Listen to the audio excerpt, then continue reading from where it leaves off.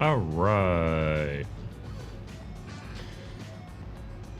Wow, I have a lot of noise going on down there. That's really bad. Hold on, let me see if I can gate that a little bit better. I gotta say, I really hate the gate in OBS. The audio gate in this program really sucks. It does not do what I want it to do. Because I have it at a... Let's try that.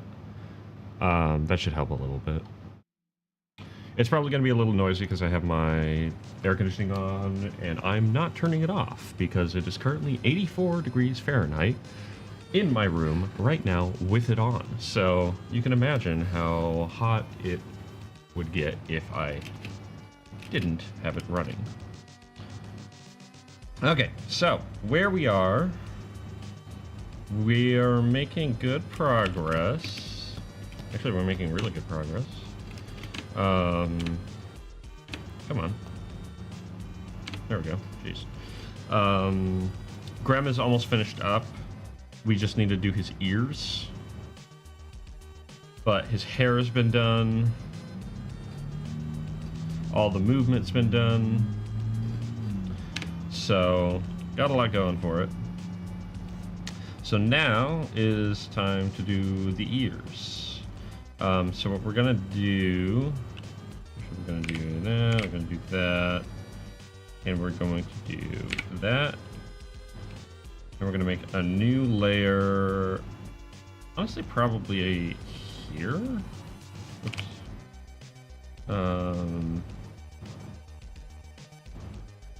Call it Graham ears. Oops. And Honestly, the first frame would actually be here. I appreciate that there, Dope. I've been slowly figuring out the kind of thing that I like to do animation-wise. So his ears are gonna come back. It's taken quite a while. But I do really like more of the, I need to know how long his ears are. He doesn't have like the longest ears in the world, but they're pretty dang long still.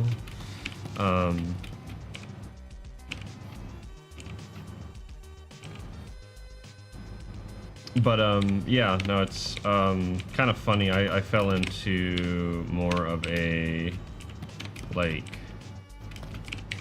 hacking animation kind of style. That's what I really like. So I try to be good about that. I want to do more like lip sync stuff at some point. One of these days I probably should do the 11-second club, which is a kind of an animation challenge where you're given 11 seconds of animation to work with. And animate based on it. Okay.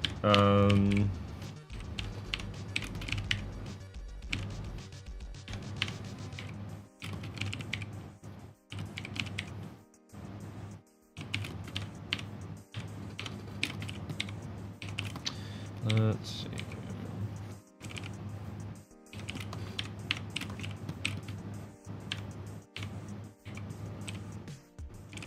Do I want to do... yeah, kind of. I kind of do.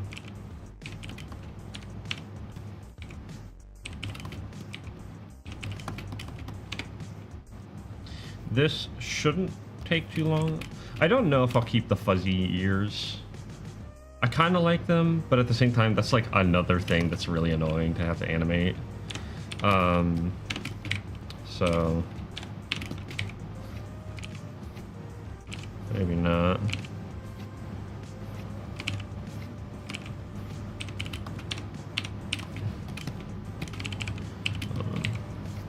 His ears are actually a little bit trickier than you would think, because like it's just 3 lines, right? His ears are literally just 3 lines, but getting the right kind of volume and positioning is a little tricky sometimes.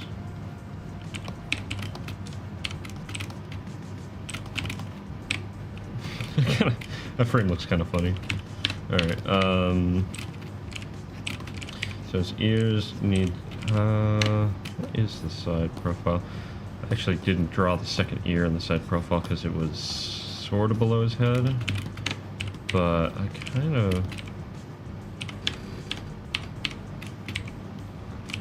Maybe I will.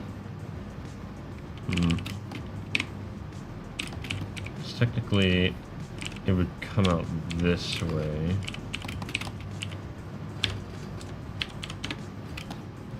Yeah, what about the 3? Yeah, okay, hold on. I need to change this ear then. What's going on? Hey, what's up, Evely?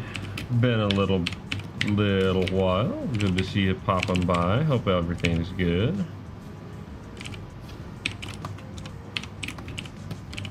I imagine my Monday streams are... Actually, we're gonna are a little easier for you to catch since I do stream a little bit earlier.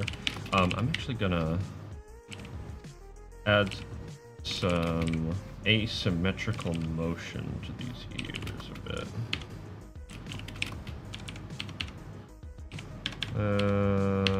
Although that, I'm having trouble really thinking about how I want to do these ears.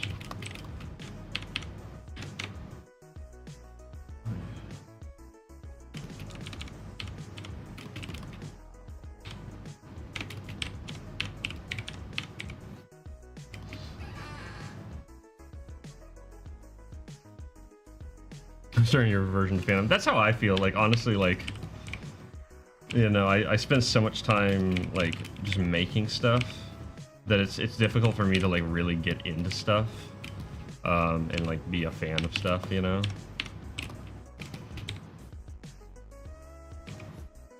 You know, finances aside.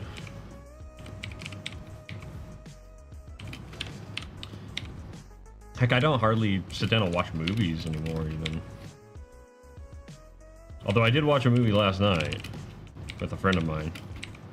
The original Excalibur from 1981. That's an awesome movie.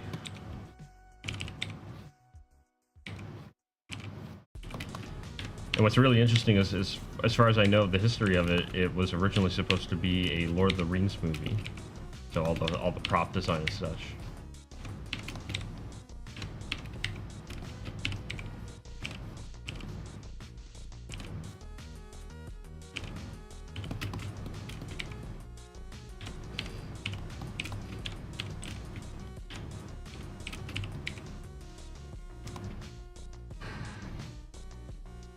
You've heard such mixed things. I mean, you can't go into it expecting, like, an action movie. Like, that's the mistake a lot of people make. So if you want, like, just, like, oh, cool action dude does cool action things, then, yeah, you're gonna be disappointed. But if you're into the more, like, conceptual fantasy, like, true, like, just storytelling,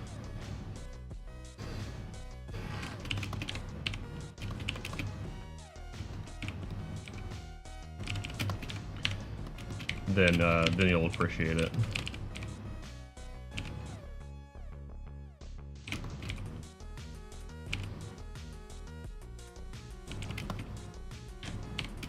It's more Conan the Barbarian versus Conan the Destroyer, if you've seen those movies.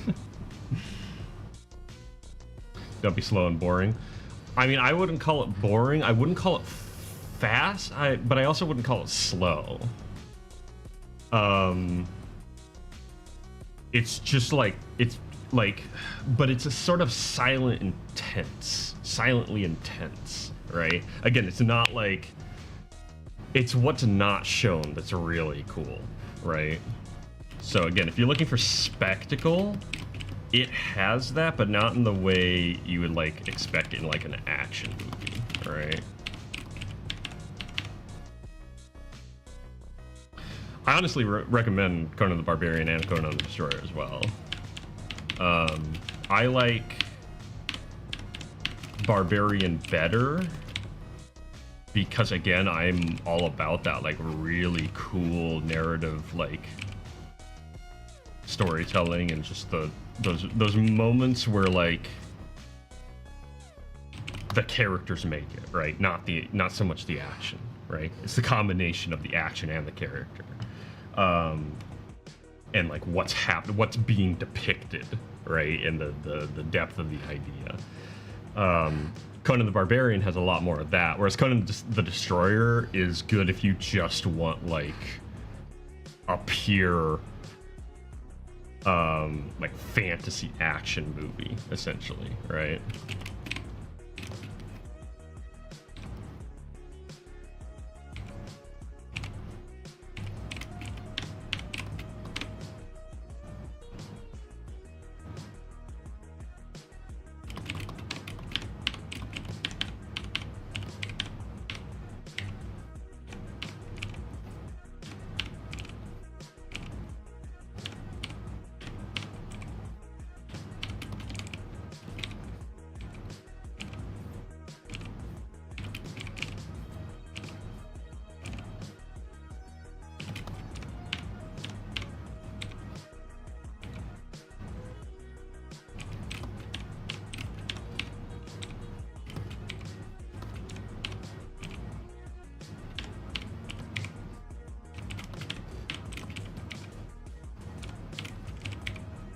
Honestly, it's kind of funny. I can appreciate an action movie as much as the next person, but like, I like movies that have a little bit more than that, honestly.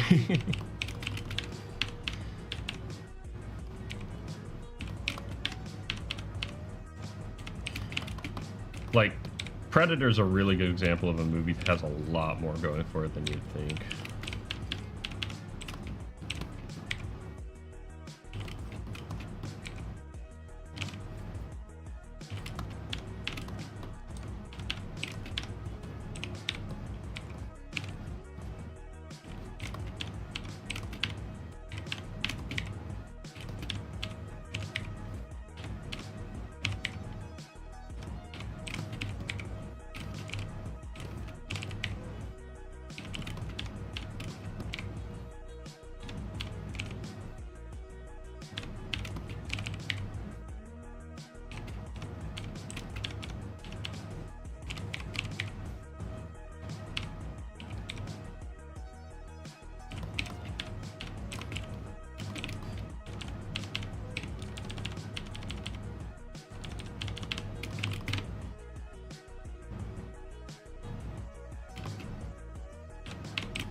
So one thing I'm gonna have to really kind of do with the ears is have them kind of keep moving a little bit more, because they're active.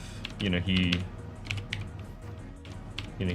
moving his ears, right? They're not just like an article of clothing or like his hair or something like that, where it's unalive, basically. I want them to look like they're actually actively being like interacted with. So that will make them a little bit more complicated than the hair, but it'll also give a little bit more life to the motion. It's amazing what you can do with like just something that that adds a little bit of extra action. It helps to hide kind of the stillness of a frame that could be eased a little bit more, but like you don't want to have to put in that time.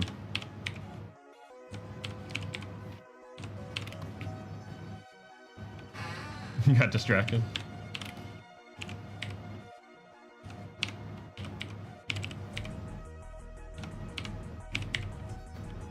Honestly, that used to be one of my favorite things to do, though, is when it was just like put on like an animator or an artist or something like that in the background and just like paint with them. I don't do that a whole lot anymore.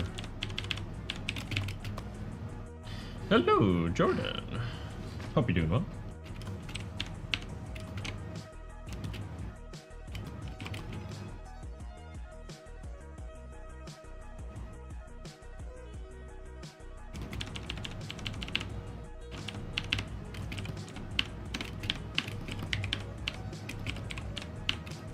I'm doing all right. I hope you're doing all right as well.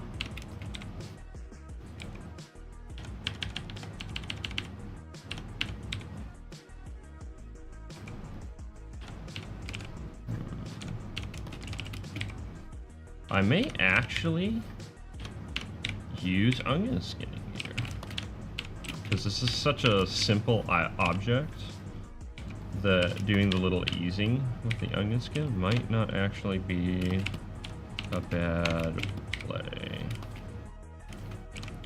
This is a good time to use something like onion skinning, because when you're just looking for like really subtle change, it can be good to have just a consistent outline to work from.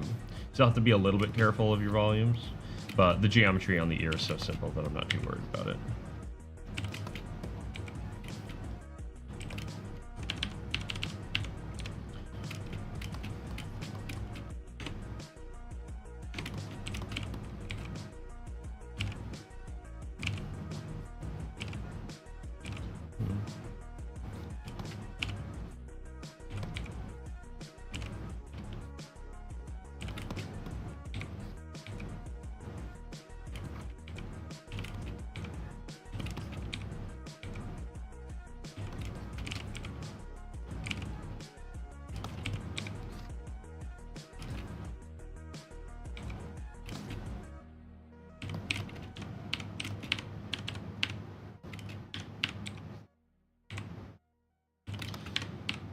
All right.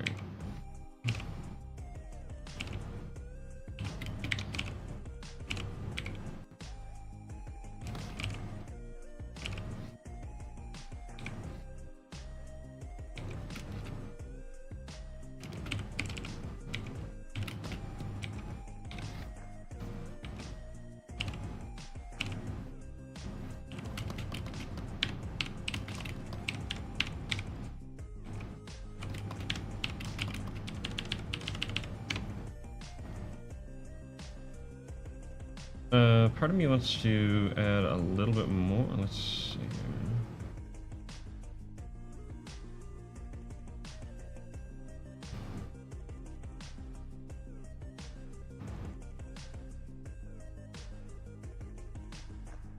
That looks all right.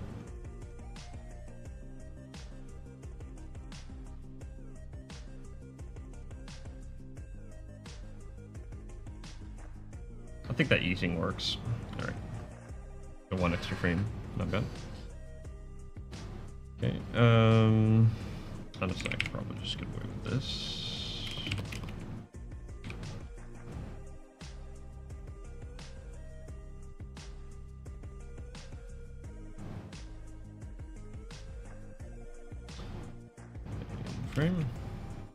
I'm gonna try to get the ears done today. We'll see about that, but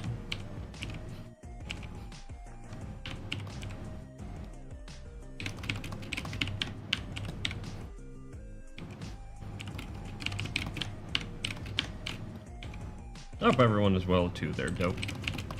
Hope everyone's week is going good.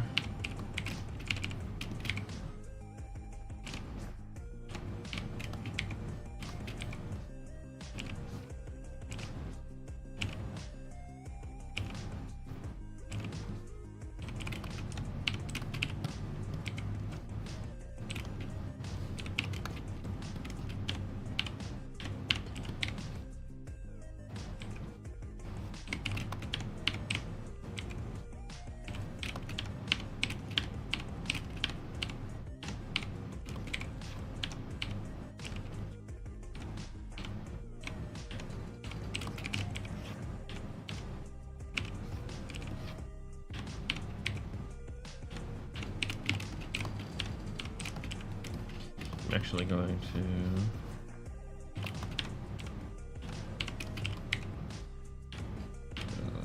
maybe?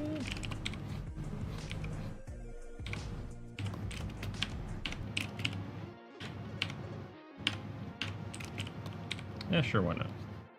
Although I don't like that tangent there.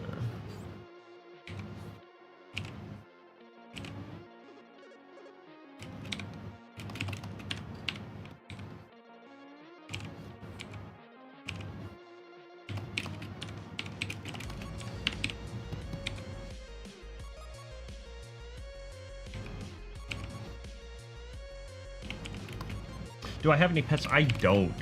I haven't had pets in a long time. I used to have gerbils. I had fish for a little while. Of course, growing up, cats and dogs.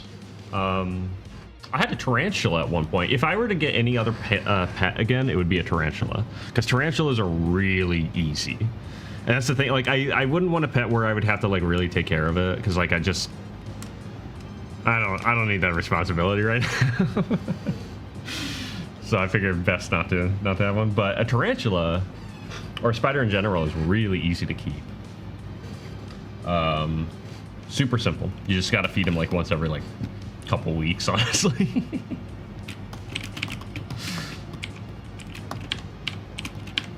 And then you can just go out and catch like grasshoppers and stuff like that to feed them.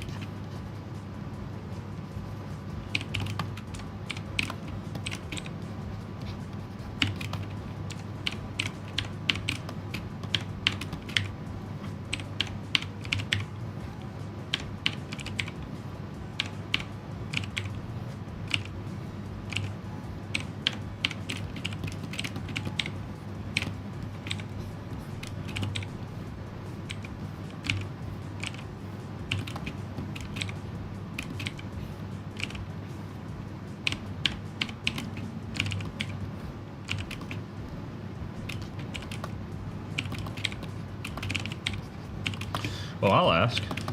Does anybody got any pets? What kind of pets? Anybody got any strange pets?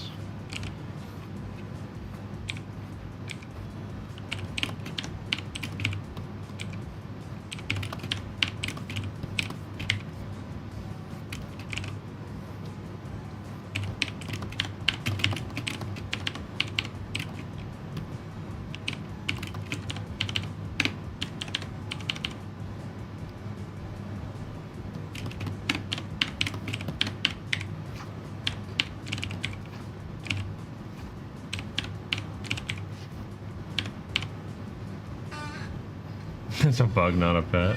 It is an arachnid, I will have you know, my friend. I mean, I don't have a pet, but I got a roommate. He goes by Gregory.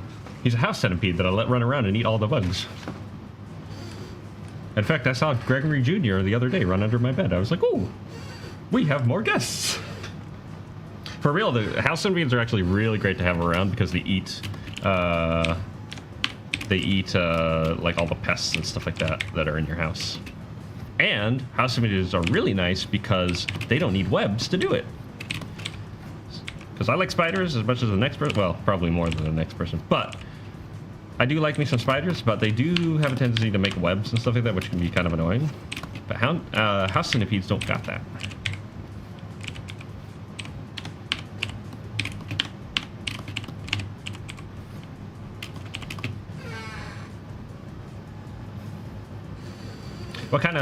What kind of dog there, Evelyn?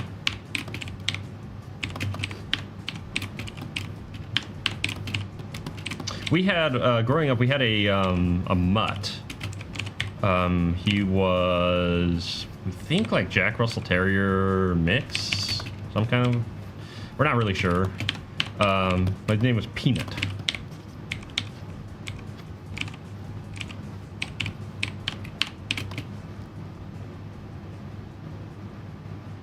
Freaky looking but pretty chill? Yeah. Honestly, can relate.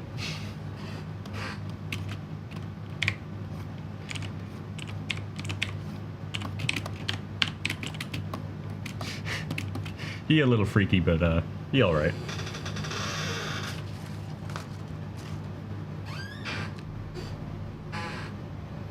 Cat named Boone. That's a good name for a cat.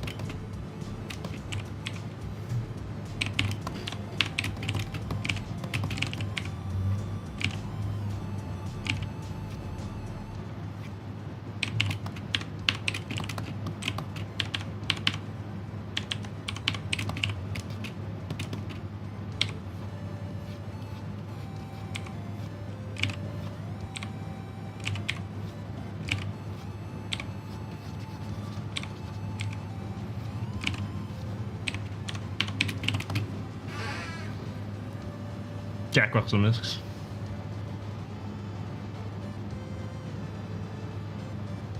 Check my Discord for Doggle.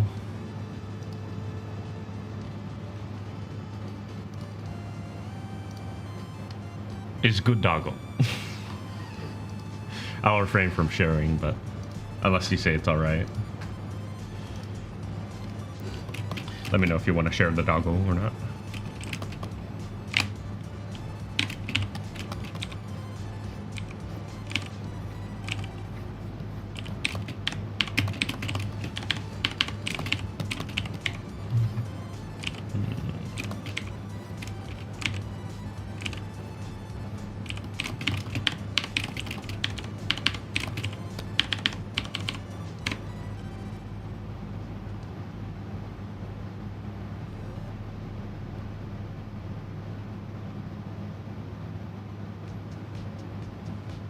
that eyes? No, that's his hair. I want to see how this looks. Yeah, I didn't see anything. I'll share the toggle here.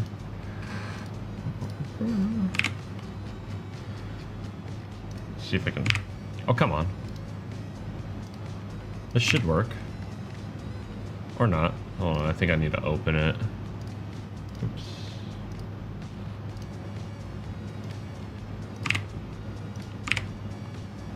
Really? Can I do this? Yeah, there we go. Doggo! It's a good doggo. Actually, yeah, no, that very much reminds me of a dog my neighbors had growing up named Mojo. He was a, is it a Jack Russell? Is that the, yeah, hold on. Jack Russell. Yeah, he was a Jack Russell, I'm pretty sure.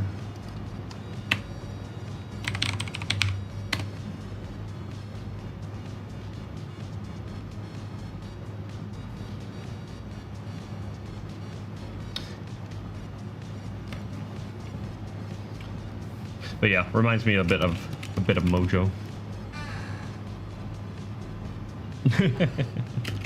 Gotta get them walks in. That's one thing I've been really happy about with my new job is now I have a distinct excuse to walk every day.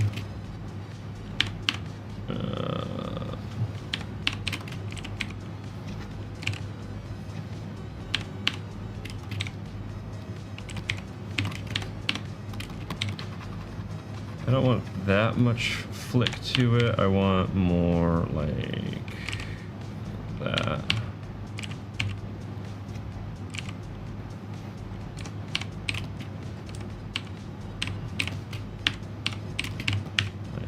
Yeah.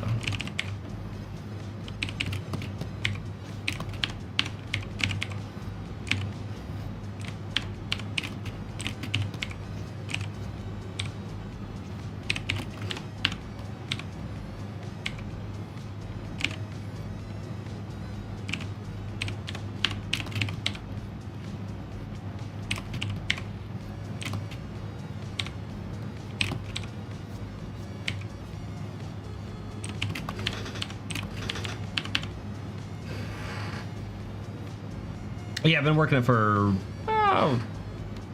2 months or a month and a half. No, 2 months. It's been 2 months, yeah. How far in the blanking am I? I'm still, like, I've been taking a bit of a break from it. So after this animation's done is when I'm planning on getting back to it. Either that or at the end of this month, no matter what. I'm still 6 pages out from finishing up this next batch, which this next batch will be the end of chapter 3 when it's complete. So still a ways to go. It's these pages have been a bit of a slog. I've actually been working on them for about a year now. But you know, it's been a busy year full of uncertainty. So just kind of having to take it slower than I would like, but you know, that's how it goes. I think you and Kahuna reviewed chapter 1 and 2. Yeah, I think so. Which it's so funny looking back on chapters 1 and 2. Like only having it's the reason I don't I'm not selling chapters at a time, right? Is because I feel like outside of the context of the greater story, just on their own, they're not much, you know? So that's why I want to sell it as a complete story more than anything. So I am looking forward to you guys taking a look at this next chapter. I'm really happy with how how chapter 3 came out overall. It's not perfect, but I'm much happier with the quality of art. Honestly, I feel like I kind of dropped the ball a little bit with chapter 2. being realistic with myself, I did it because I had to. I had to be fast or whatever. But I also just am a better artist now, and I'm able to execute a better technique overall.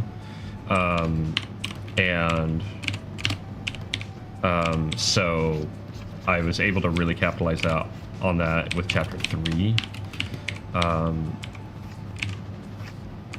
And I got really, like, chapter 3 is when I got really much more comfortable with the style itself.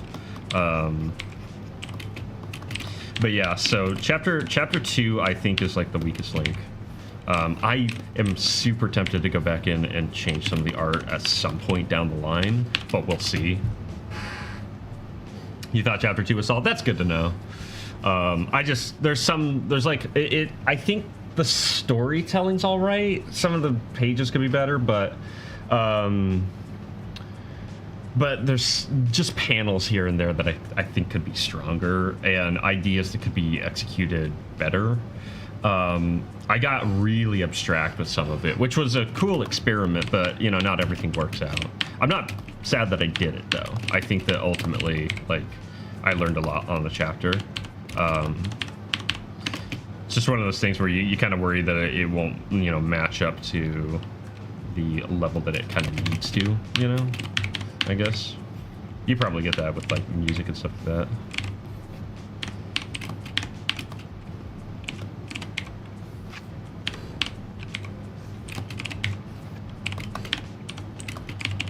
I'm actually gonna stretch the ear down a bit more. We'll see how this looks, because this is like really curly, this ear. So I'm not super sure about it.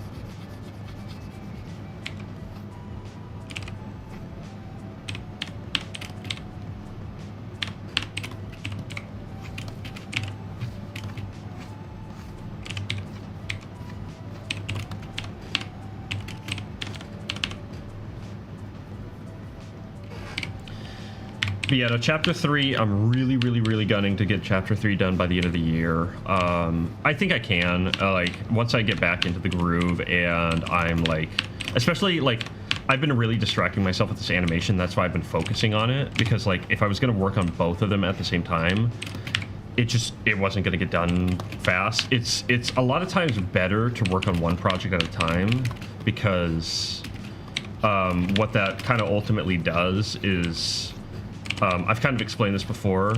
Basically, you will get, like, if you put twice as many hours into something, at least for me, I get around, like, 4 times more work, right? So if I put in 1 hour and I get 1 frame done, if I put in 2 hours, I could get as much as, like, 4 frames done, or at least, like, 3 frames done, right? Which is more, right? And it goes on. If I put in 4 hours of work, then I could get potentially like 8 frames done, right?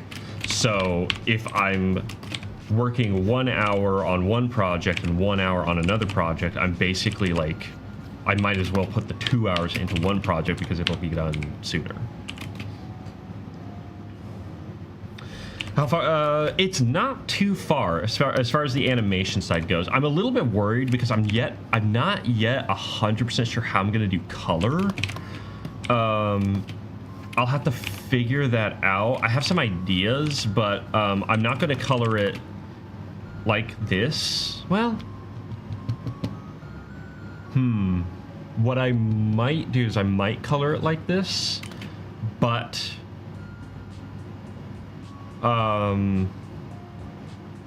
not entirely. Like, I don't know. I'll have to figure that out.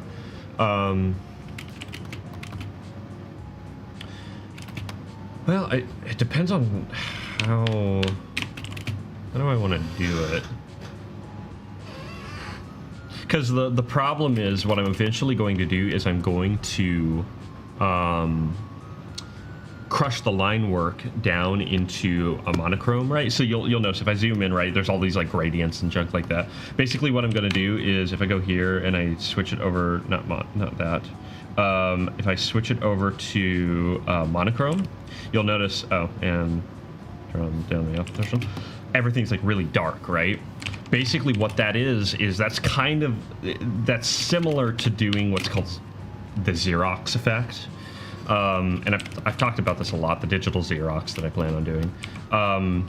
But what that means is, so you'll notice if we look at the timeline, right, we have gaps. We have new frame, same. So we have new frame, same frame, new frame, same frame, right? So there's not as many drawings, right? And that goes for all of this, right? There's this huge gap in between here, right? Well, so in theory, if I export this, right, as a batch of frames, all of these in-betweens here that don't have anything, ignore the eyes, let's just pretend that it's a still frame, right? All of these in-betweens become new images, right? They're new images that need to be recolored if I do it that way. But over here, I don't have to worry about this frame, right? I can just skip to this one. And same with this one. I can just skip to this one. So I could do it that way and still skip the frames, right? Because like it's not like they're going to change, right? These two frames, for example, or, you know, these two frames, right? Even with an extra image in between. So I would just have to like watch where the changes are and stuff like that. But it might be a little bit easier to just do it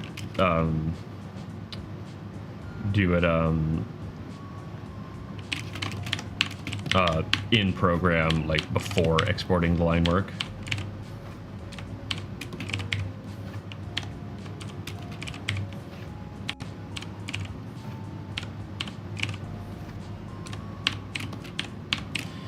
So I still got a bit of like the process to do more than anything, really.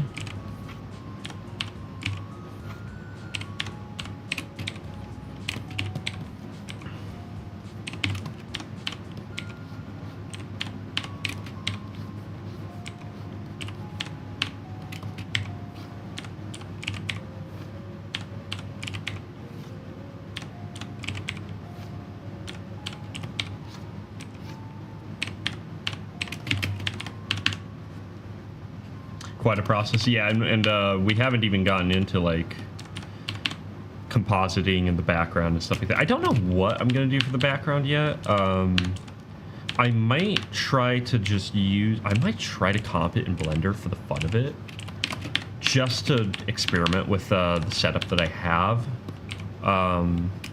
and kind of figure out what I'm gonna do with that. But yeah, so it's still a ways out.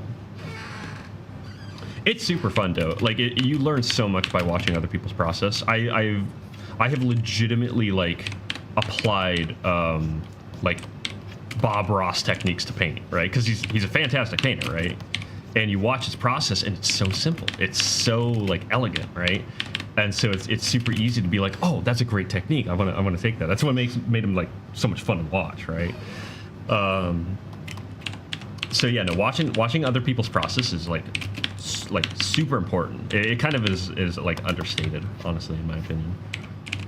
Because I learned a lot about like the color process from a really good colorist by the name of Michael Doig. He still streams on like Twitch and stuff like that with his partner India Swift over on Twitch. His process, like he really like demystified color for me. He really like showed some super fundamental things that I rely on like every day for my colors and whatnot.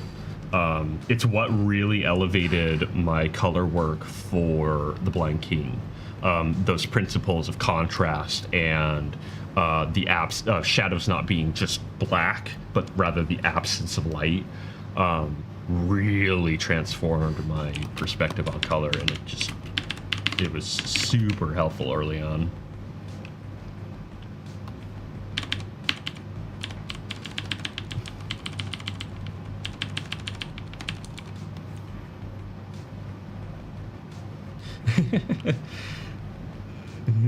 I do like, man, this is why I do it, man. This is why I design these characters like this, is so that I get to like play around with all the fun little shapes that you get to do with the ears and whatnot. Just that little flick, the S curve. So you have the S curve, right? Like that, and then that goes into the C curve with that little flick, right? It starts broad, then tightens down, then flicks. That's a really important shape for effects animation. Lots and lots of effects, especially like physical object effects, hair, cloth, fabric, flags, string, seaweeds, that kind of thing, has that shape. Even fire, actually, which I've never really animated fire. Fire's really tricky because it's kind of like a culmination of like all the effects ever, all the effect principles ever, just like in one really complicated structure.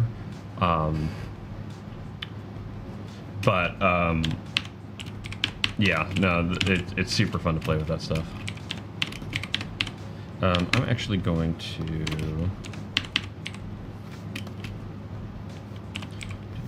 that.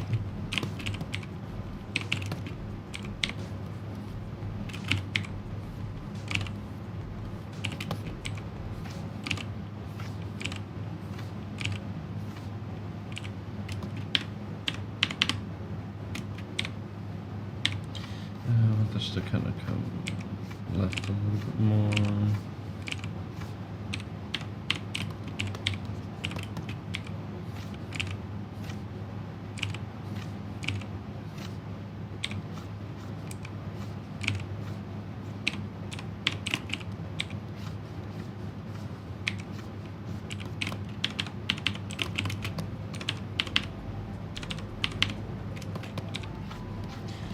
A little less movement there.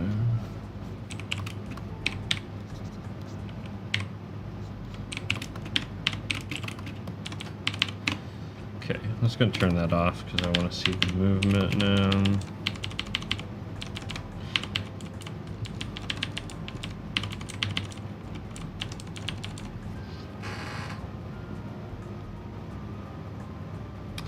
Someone work on a riff is painful to you? Oh, it's funny. Well, maybe, like, I don't know. Maybe if you were an artist, like, as far as drawing, like an illustrator, maybe if you were an illustrator, it would be painful for you to watch me work.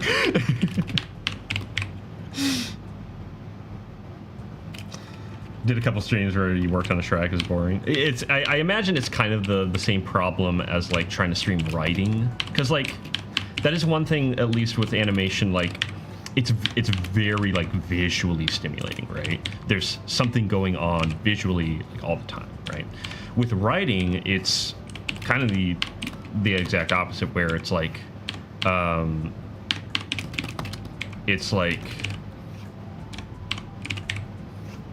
you know, everything, you're just kind of sitting there trying to like come up with the next idea, right?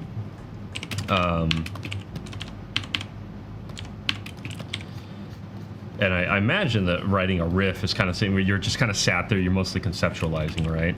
I don't know, I kind of feel like my like storyboarding streams would maybe be kind of like that, because like storyboarding like isn't impressive drawings, right? It's like, in fact, it's intended to be like really easy. Like you're super sloppy with it. Some people are like way too tight with their storyboards, and they say as much. Hold on. I actually want this go right there. Maybe even a little over. Can I make this work? I'm gonna need to lift this up a touch.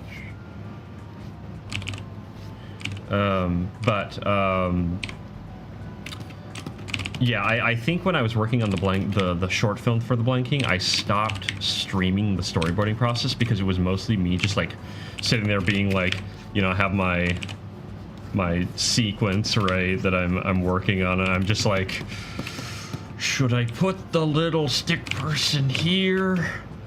Or should I put them over here? You know, it was like super like bare bones basic, and it's just me like imagining the scene, right? Like, which you don't see what I'm thinking. So like I think it was genuinely like some of the most boring stuff I streamed. So I tend to like do that stuff off stream. It's a really important part of the process, so like it's valuable to someone who like is aspiring towards that, I guess, right? Seeing someone's process or whatever, but for everyone else who just wants to kind of see some of the more exciting elements of the process or the more intricate elements, how does the final product actually be like born in real time, right? Yeah, that it kind of takes away from it, you know. One thing that I've really noticed is like people tend to come by and stick around more towards the end of a process. Like if I'm doing an illustration or something like that, people really like to stick around for like the coloring and whatnot, because that's when life really comes into the piece. The lighting starts coming in and starts looking really impressive. You know, the rest of it is kind of a little bit like, you know, it just doesn't capture the imagination the same way, I guess. It's not as exciting. It's vital, but yeah, it to the average viewer, it's not the most exciting thing. The hyper focus on little details that 95% of people would never notice anyway. Yeah, like stuff like that's important, I would say, right? To really breathing in life to a scene, to a character, to a page, right? But it's a tricky balance because it's so easy for it to become distracting. You have to be a lot more efficient with your time than just like sitting there and like doing every little hair follicle on a character, right? Heck, even like take a really like intense artist process like Kentaro Miura, right? Guy who just like everything, right? And like this page just took a long time, right? But if you really look closely at his technique, it's actually very efficient. It's just an efficient process put over a very large scale, right? But it's quick. It's a little bit dirty. You see those fingerprints come through, right?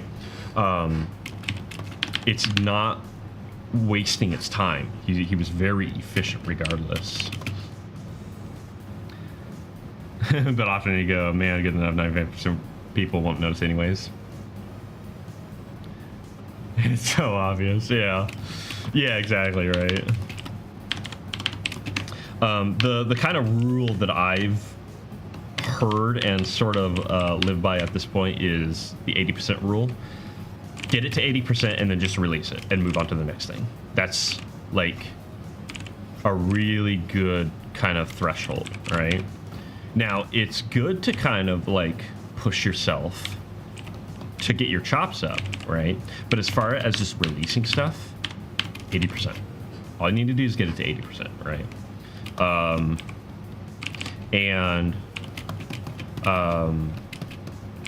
That's what I've been sort of trying to do with the blind keying. Although I will admit these last few pages have been maybe a little bit more than 80%. But there's still a lot of like little corners that I kept where I'm just like, okay, that's good enough. That'll have to be good enough, right? It's like I can't have every single page take me a week to produce. Like that just isn't realistic.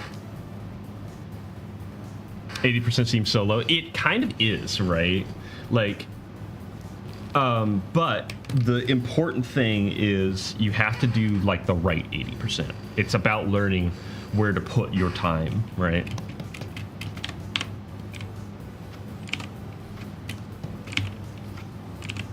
So that's why, for example, like I did a lot of copy and paste frames for Grem here. It's because I knew it was like, okay, I don't need to redraw it, right? Would it look better if I redrew it? Probably, but it'll still sell the effect, right? I can still get away with like really efficient, like just basic easing, right? Like this right here, this is 3 different frames, more or less, right? As far as his face is concerned.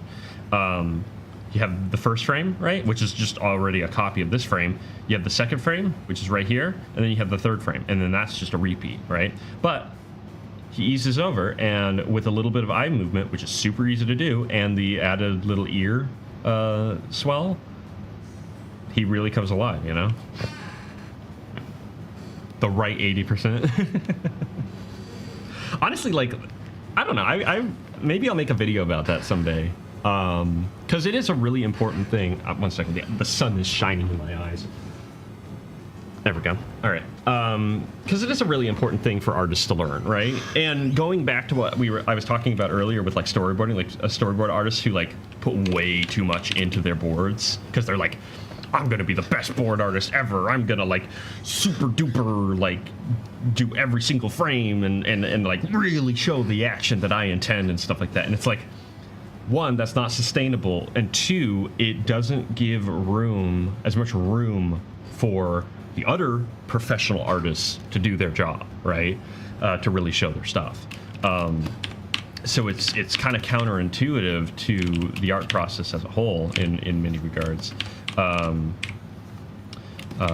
And yeah, so it's an important habit to break, and it's kind of funny because like I don't really have that problem when I'm storyboarding. My process for storyboarding is like, what is the absolute bare minimum that I can do, because I'm exhausted when I storyboard.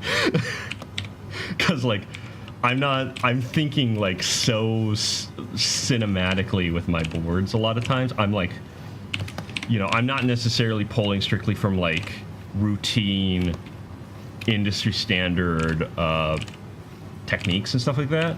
I'm like trying to like pull from every corner of cinematic knowledge that I have, which is also a really inefficient way to do it. Like having a good technique is super important. It's how storyboard artists are able to be really quick and really effective.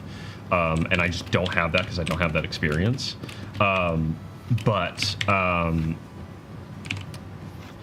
Because of that, I put like barely any effort into the actual drawings. I'm just like, it's like, oh, I need to draw blind for the 8 billionth time. There you go. There's blind. You know? If she has an arm, there it is. You know, it's like I'll know it. Put the section of the rant into the video. It's perfect. I'll write it down. I might make a short out of it. 1 second. I need to do that more often, honestly.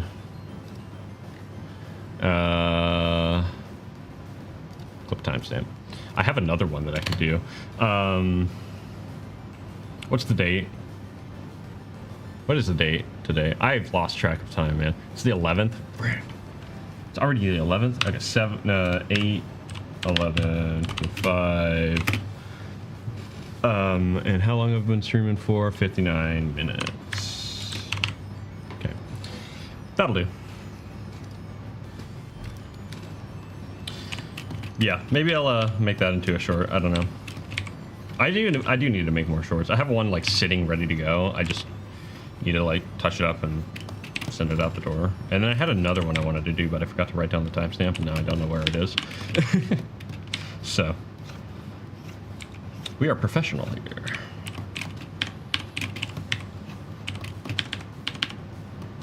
I'm actually going to do a bit of this.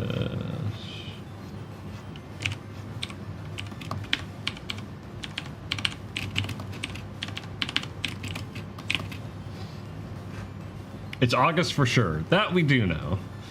Because doggone, is it warm outside. It hit 100, over 100 today. And I'm just like, I want to die. Currently, it is 86 in this room. It is 86 degrees in this room. I freaking hate this air conditioning unit. It does not keep up with this computer. This computer is a doggone hotbox. But it's better than it being 100 in this room.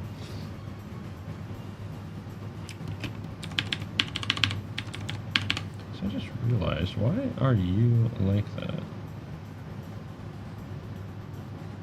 Is there a frame? Do I have a frame 13? No. Why is it all of a sudden like 12A, B, C, D? Whatever.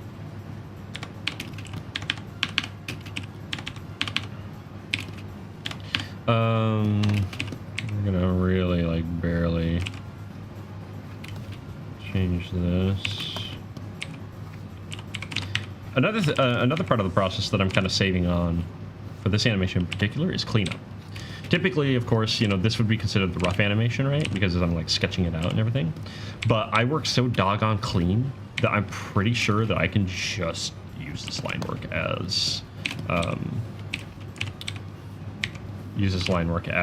the final. That's honestly kind of a bad habit I got into with the blind keying. Was I would do a really, really basic thumbnail, right? And then I would go straight to the inking. And it kind of worked for a couple chapters, but then the pages got more complicated and I just like, I couldn't do it anymore, really. And so I've actually gotten back into the habit of taking the thumbnail, doing a basic sketch over of a character, and then inking that, and oh my word, it helps so much. It's a little bit more of a process, but it's like nowhere near as just like draining of a process. Yeah, no, it's like, okay, it went back down to 85. I cannot get my room below 83 degrees. It just hangs around 83 for whatever reason. AC on full blast. I don't know why. I mean, I kind of do. It's because I have an apartment below me that, like, you know, heat rises and all that kind of stuff. So no matter what I do, it's like, I can't really do that. I can't get rid of that. And then, you know, having a computer on in that room doesn't help. You're checking all your browsers. No! I can still use them. Please, we need colder weather. I am looking forward to fall, for sure.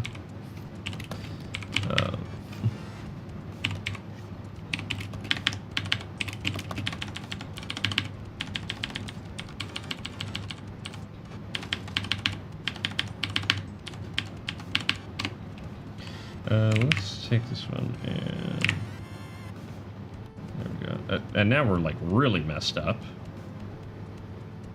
Oh, that's why. Okay. Well, let's animation, edit. What's it? Edit track? Name and order of time. Yeah, there we go. Okay.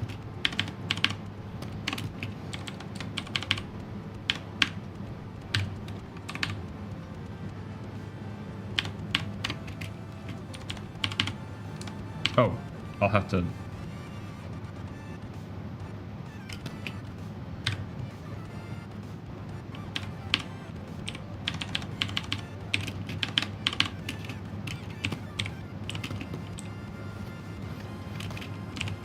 I'm gonna do it like so.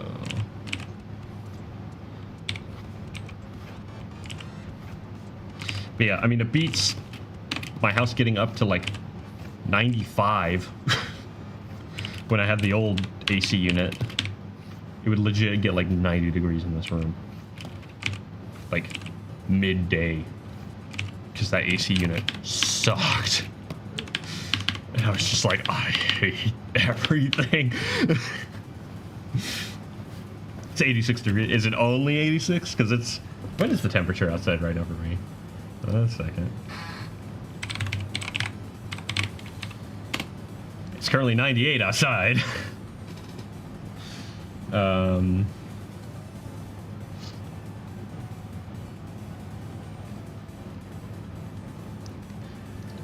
So I'm able to maintain, and once it gets into the afternoon, unfortunately, the sun just beats down on this side of the house.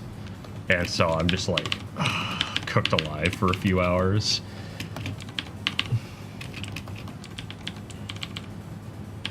Yeah, I would happily take 86 outside. Honestly, it won't be too bad though. Tomorrow's the last hot day for where I am, and then it gets cooler. So honestly, the summer has not been bad though for us. Like, there's been some hot days and all that, but like generally speaking,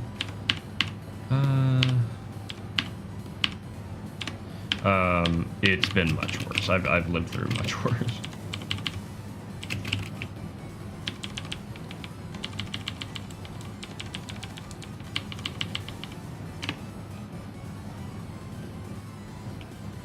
Okay, this is gonna be interesting.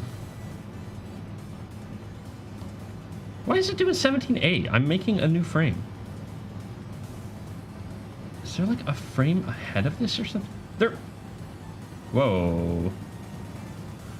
Oh. Good news, everyone. I found a doggo. It turns out I was copying and pasting frames into the timeline of the doggo. It just wasn't actually like there. That got it. 1 second. Doggo has been found. Let me get rid of those.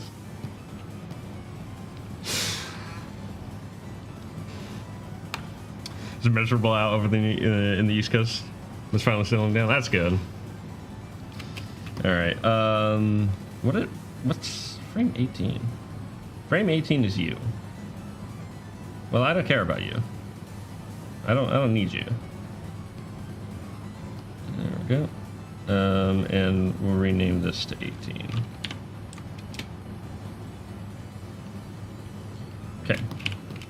All right. So we can turn that off. We're not going to need that. All right. So.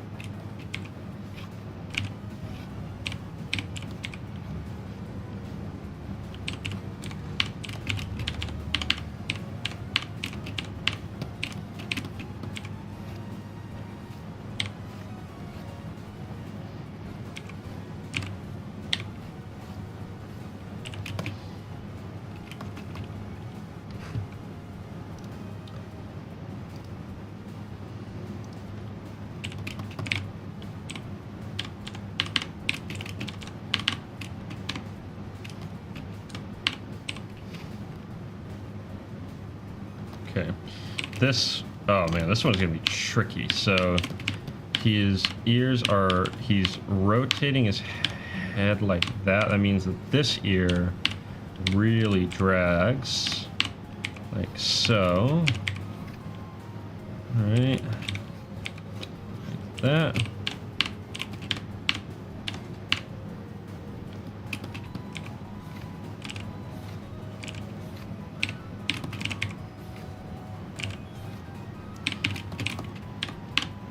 There, and then this ear also is gonna like kind of like flop around.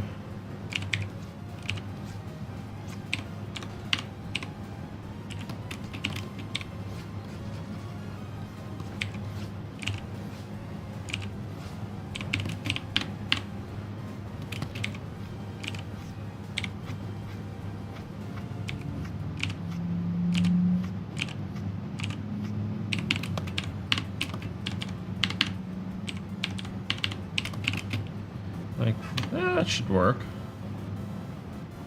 Okay, so now I need the air to shoot forward like this.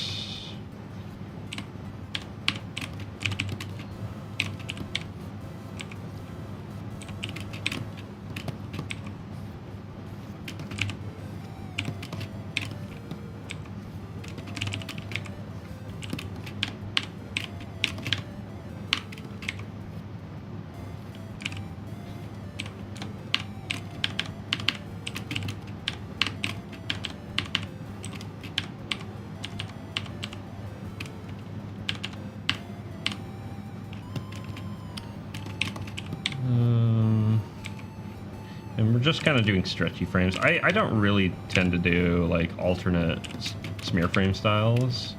Although I am tempted to keep this kind of like vague and then just fill it in with color later. Although that'll be annoying later, but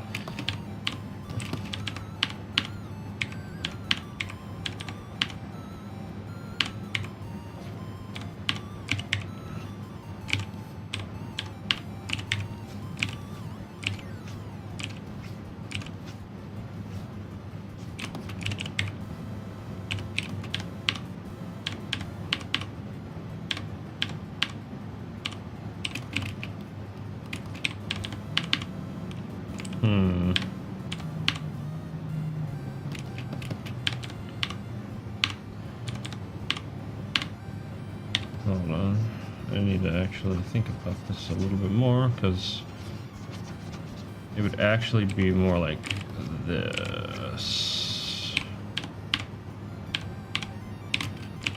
Because he's actually whipping his head around, so you'd have kind of this cross sort of effect.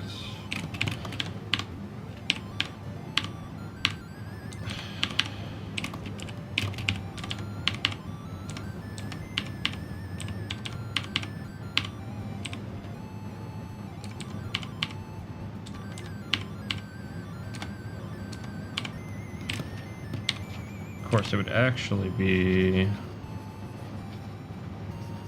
more like this.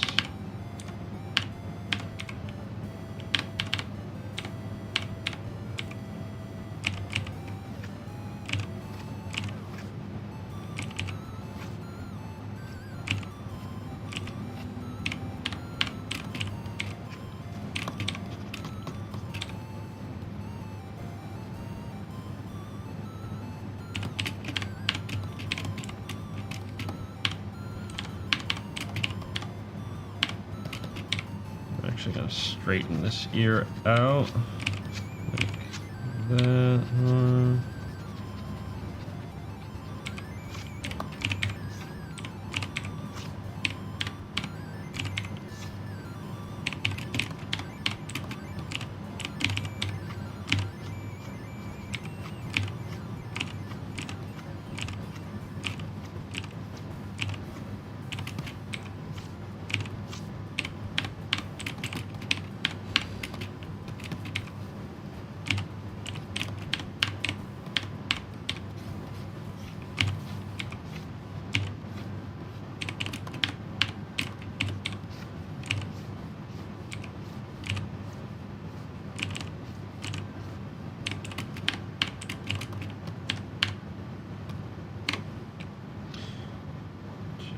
Let's see what this buys us.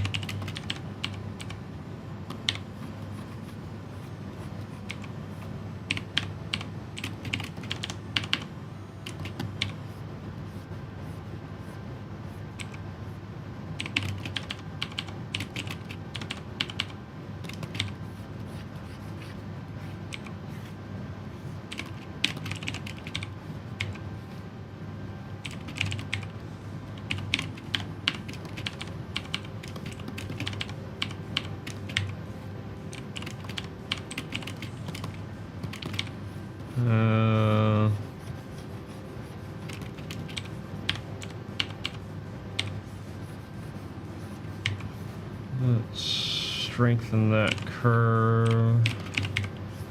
Well, so far this is the trickiest one, which makes sense because it's the one with the most like movement. That's got to be right.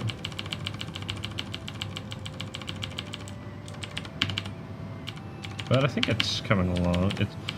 The ears are maybe a little too long. Let's shrink them down a bit.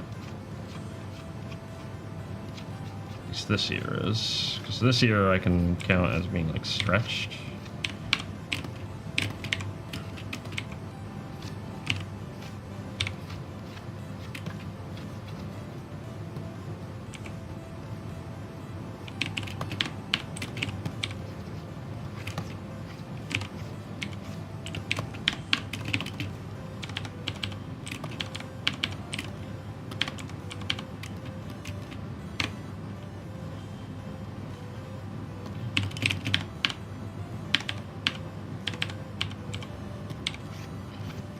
Let's kind of bring that up a bit more.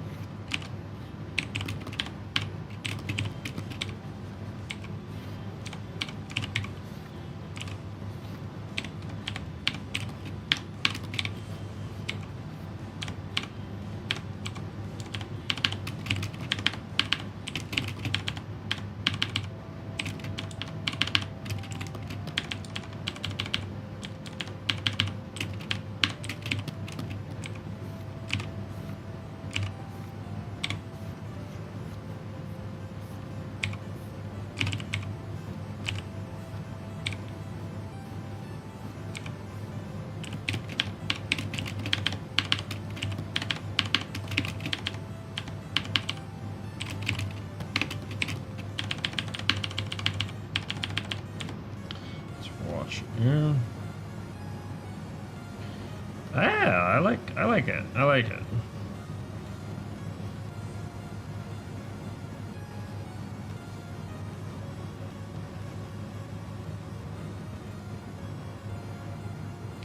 Part of me thinks I should put it down lower.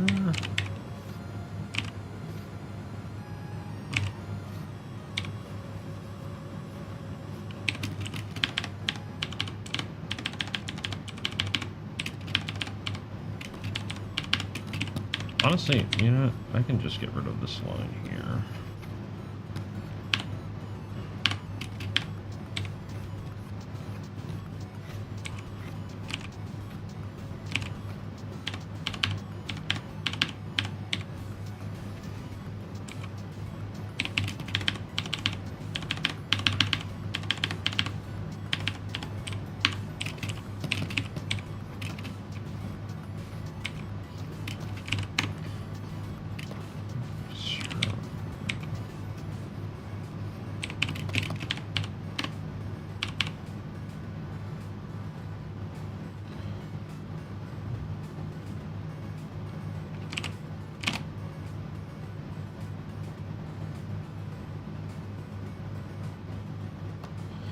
Let's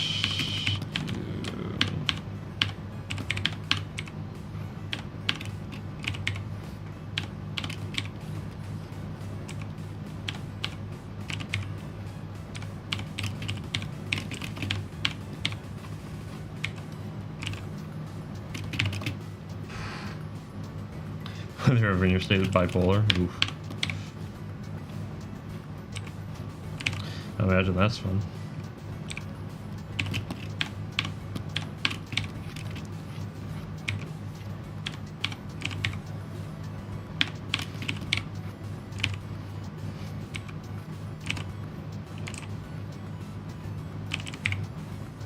Oh, come on. What's going on? No, don't. Good grief. You know what? I get sick and tired of that sometimes. Alright.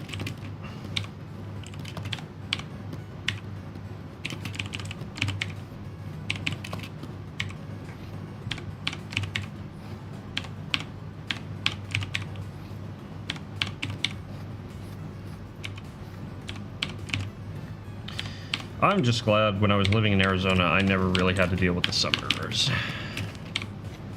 Because, yeah, 120-degree weather is not fun.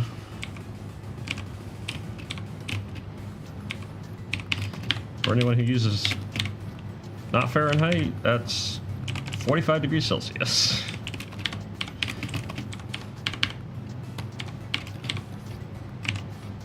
Or actually, it might be higher than that. Because 40 is either 98 or 109. Can't remember. Let me look it up.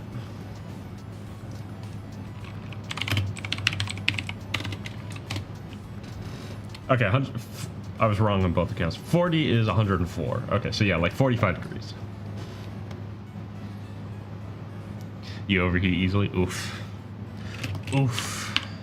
That's no fun.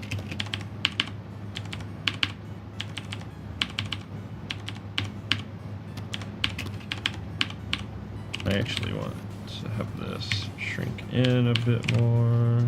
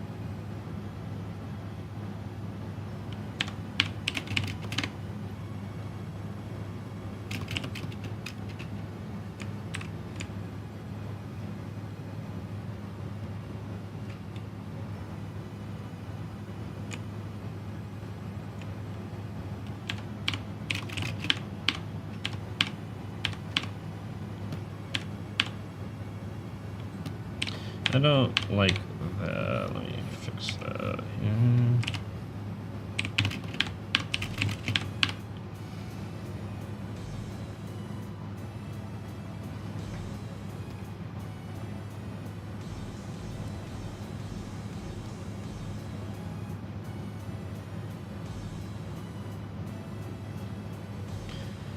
Let's see, what time is it? 5:15?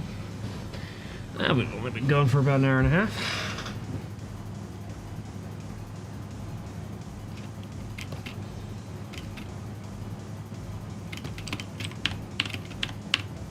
Okay, now this one's another bit of a complicated movement.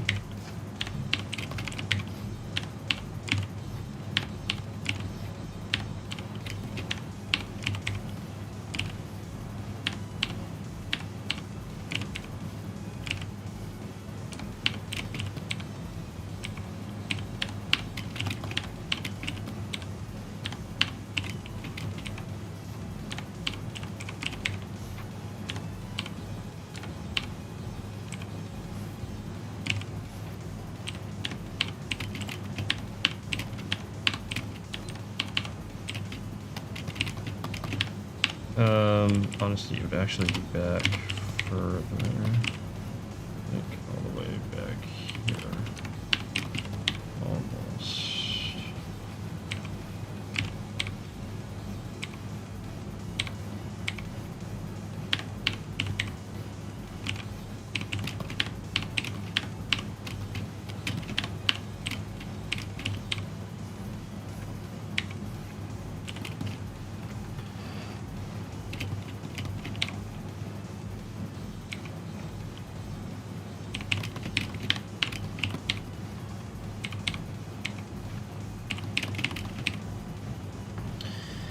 You know, sometimes I wish I could take a hacksaw to my office chair.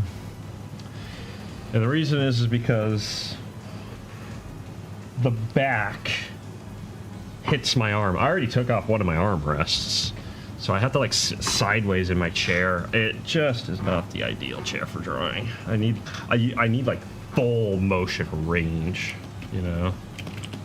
The back is just a little too broad. It was just ever so slightly more narrow. I wonder if I could build my own chair back. How hard would that be? How hard could it be?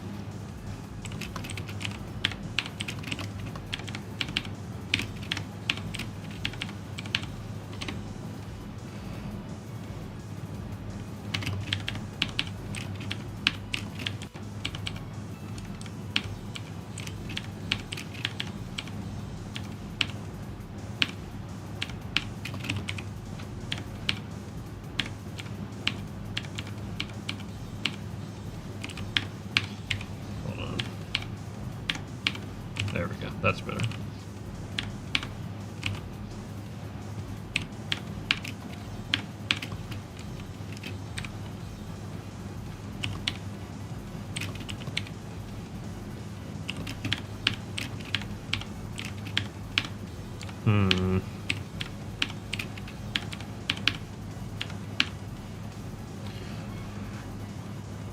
Catch you later there, Everly. I appreciate you stopping by for sure.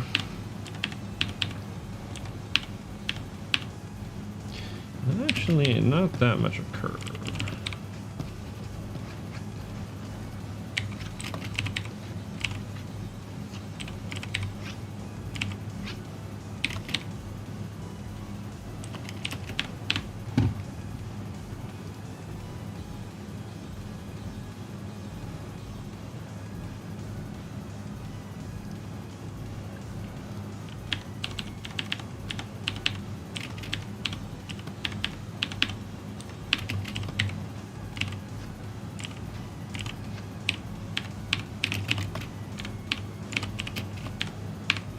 We'll worry about that later.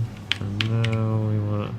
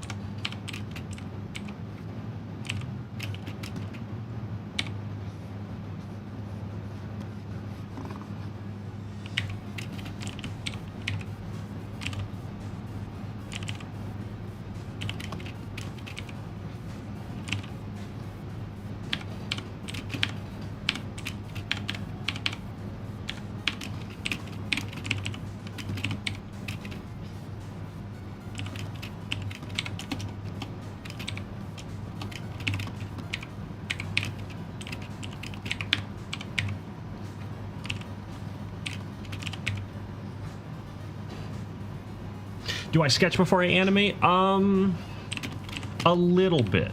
So for these more like really loose sort of elements, I'm pretty comfortable with the model, so I don't really worry about like sketching out a basic like form. But for the body's a bit more complex. So I have my rough down here that I did, and the rough is just it's super rough. Let me turn off everything else so that you can see it, except for the hair. So ignore the hair. The hair isn't part of it, but and the eyes that pop up every now and again. And the idea behind it is just to give an idea of the motion. So when I'm animating this, the only thing I'm paying attention to is the motion, right? Is the motion of the character, how he moves, everything like that. Even things like, oh wow, that's weird. I don't know why he's way over here on these two, but whatever. But like, even volumes aren't super important at this time, just so long as like proportions are mostly kept to give an idea of where things are, right? And the reason for all that is it's really hard to think of action when you're having to think of a model as complicated as Grem is, and then on top of that, consider that, you know, Grem isn't that complicated of a model.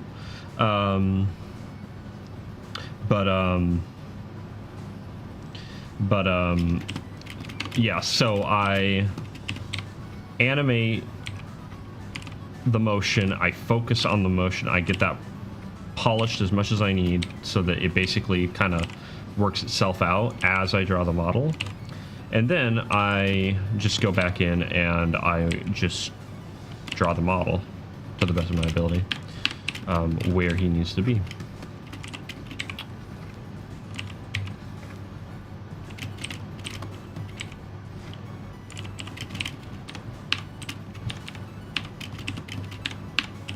Actually gonna get rid of that, because that's not necessary.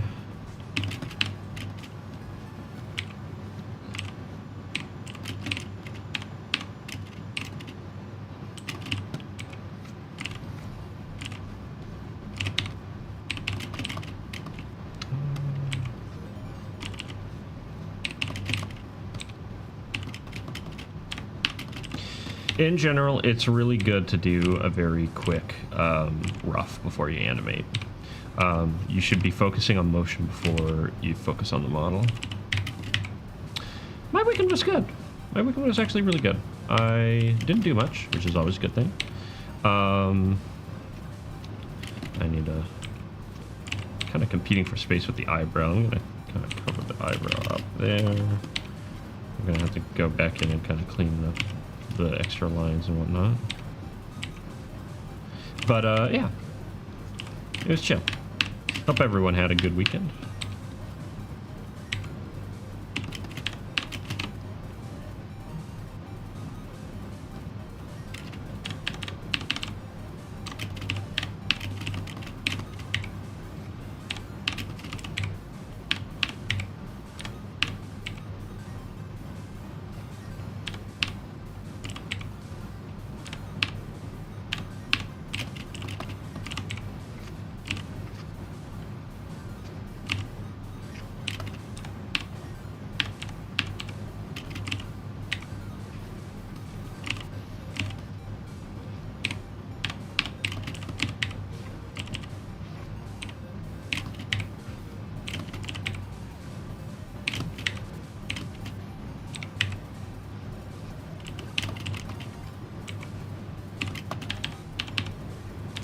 I don't like that. That's not the right shape.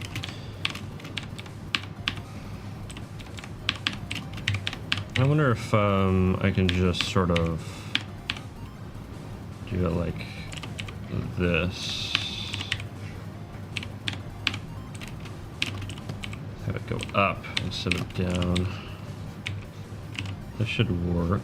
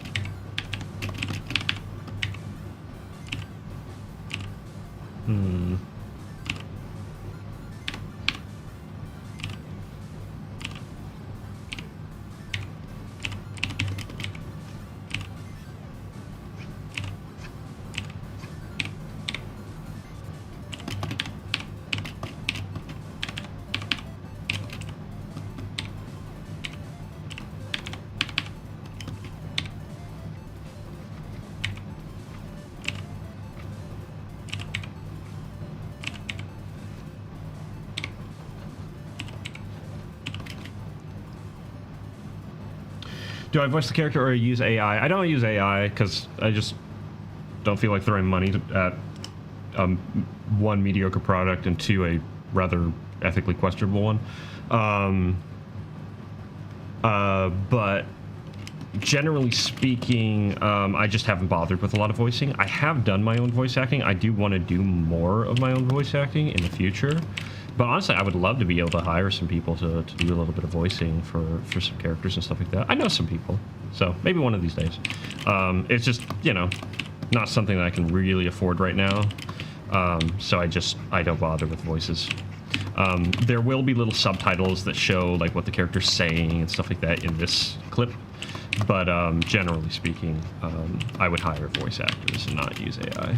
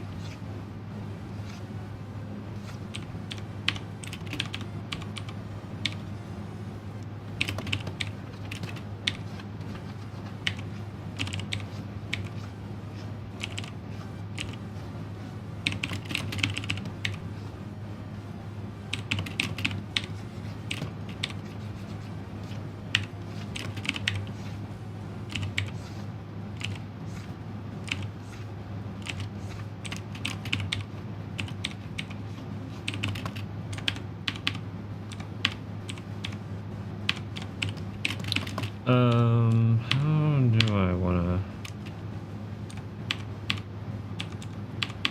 to... Actually, that would work better. I think. Get inverted.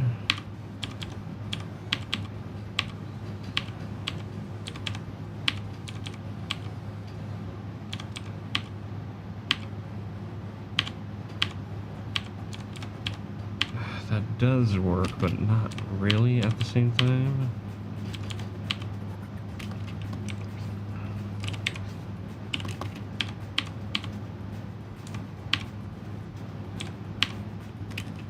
No, it doesn't really work. That does, dang it. His ears are weird.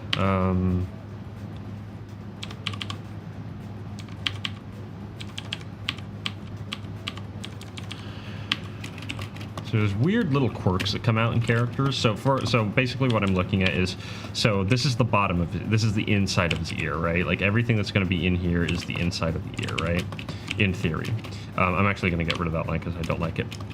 So now I'm debating with myself whether or not I want to make this the inside of the ear, right? What's in there, or all of this the inside of the ear.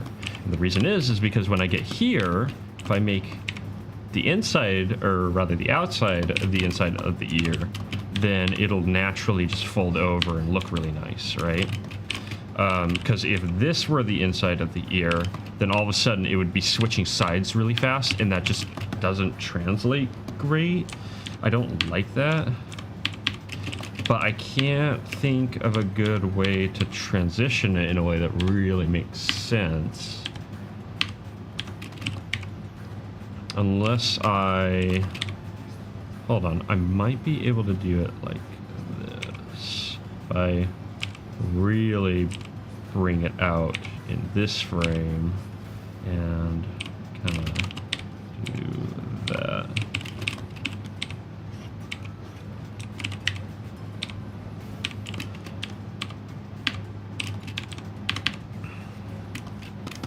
And then be a little bit more subtle with it here. So that's the inside now. And then have it basically more or less connect there, and I think that'll work.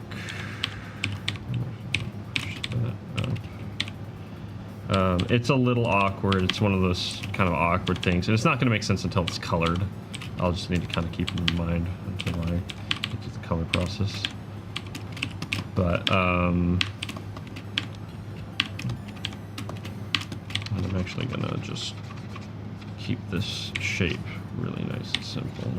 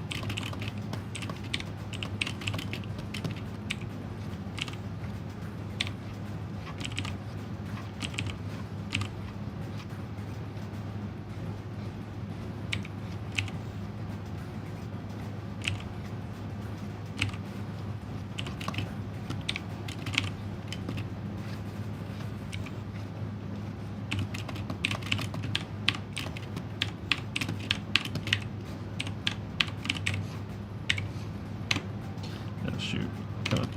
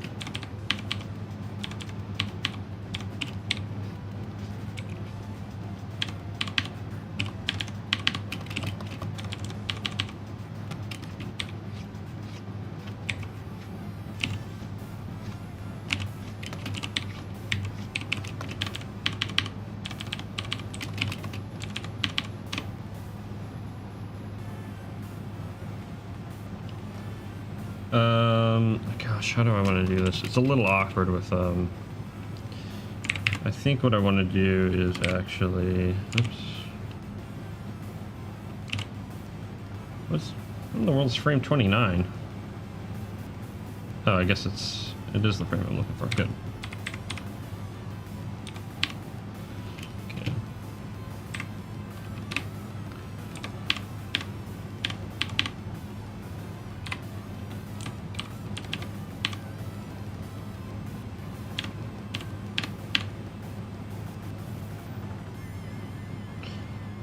And then that.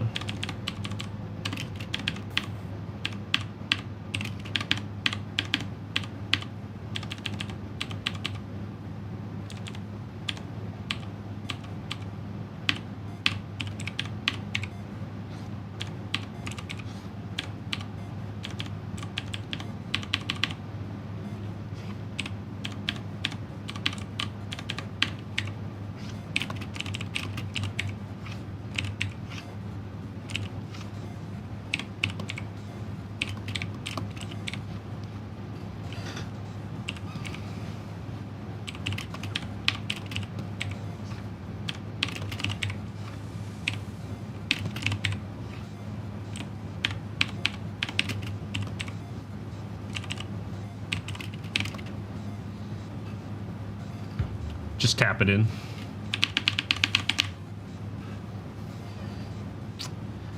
Doggone, I just realized my gate is open again. Come on, man. This freaking... I hate OBS's filter system. It freaking sucks.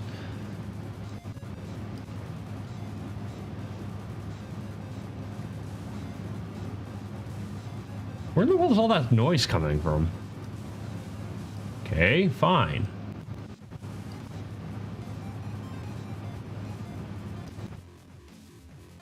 We'll go even tighter. Like -15, which is kind of ridiculous, but whatever. Okay, how in the world is it still coming online? What the heck? Okay. I think I got it. Jeez, oh my word. Whatever. Unfortunately, when it's really hot out, it's... You're gonna hear my air conditioning, I guess. Not much I can do about that. How old is Grimm? They're all the characters are around like 10 years old. Right around.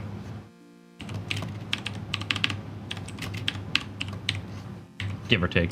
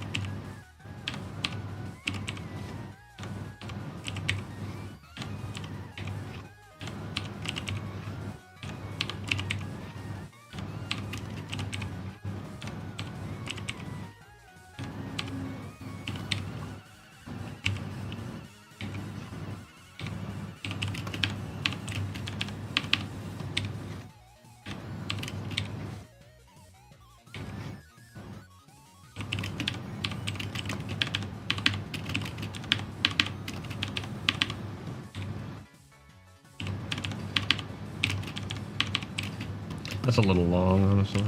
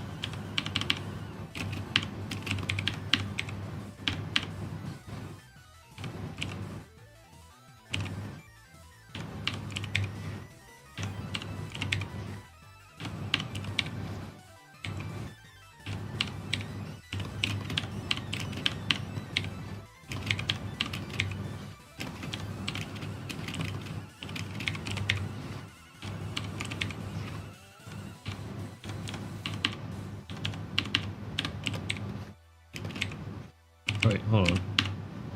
Yeah, no, this needs to go higher.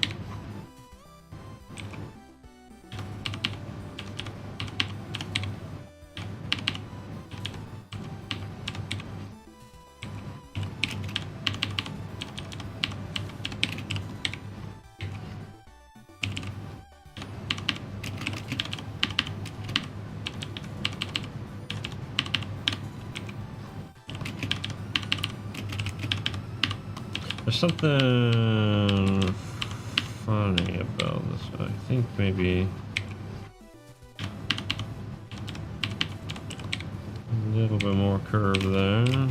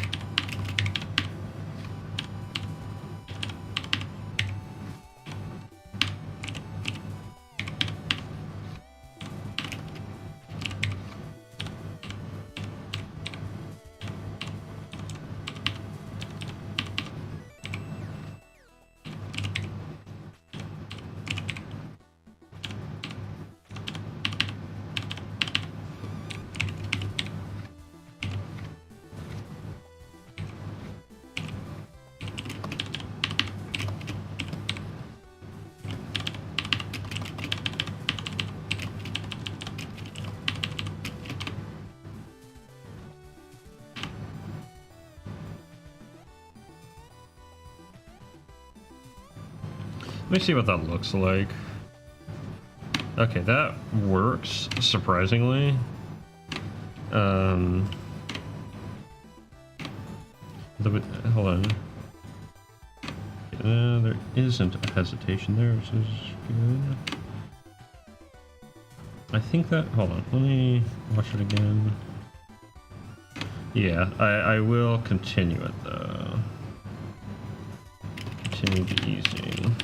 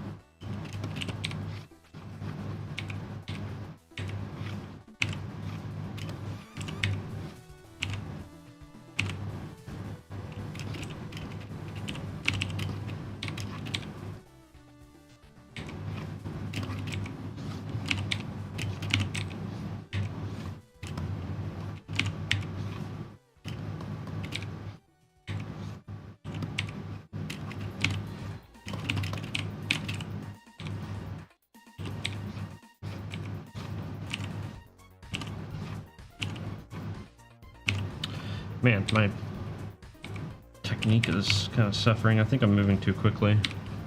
That's kind of one of those things where again, it sounds counterintuitive, but it's really not when you get into it.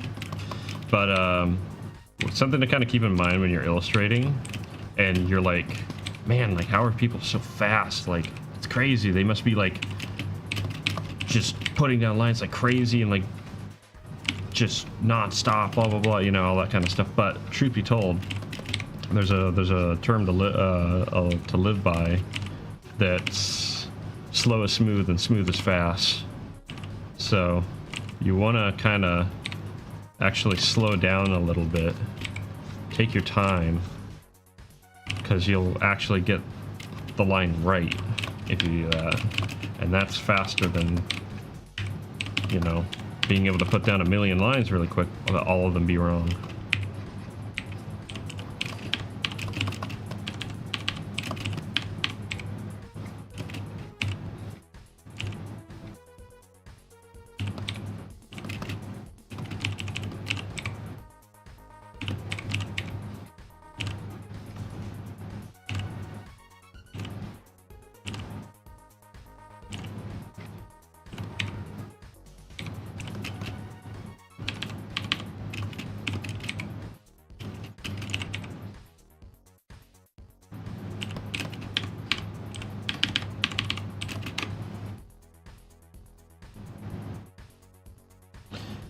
And one more, but we'll do it this way.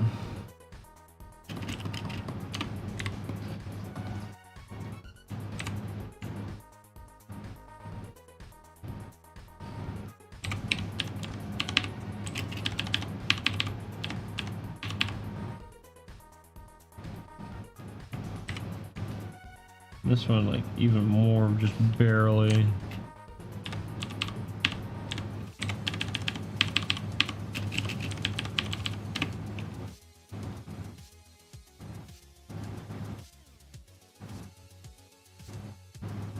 Hold on. That's not right.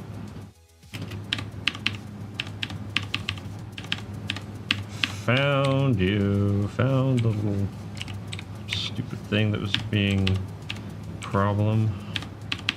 I was noticing a little bit of a bump in the ear, and I wasn't sure what it was. It was that middle line.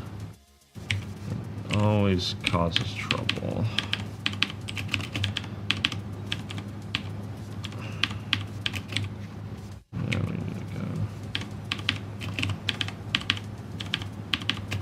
There we go.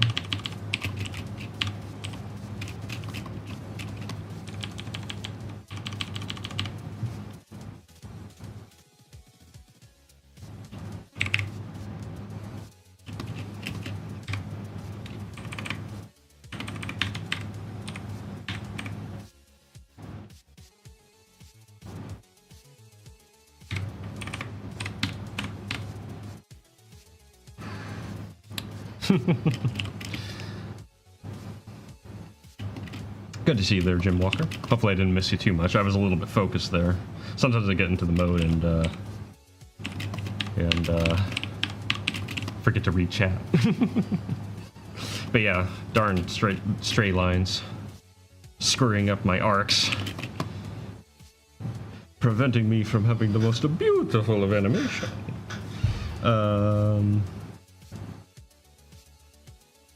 That's right, I put his blink on a 1. That works.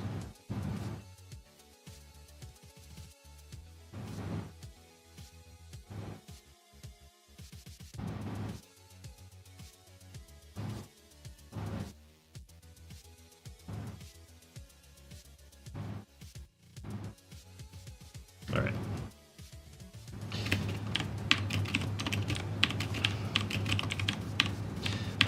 Okay, so we need to think.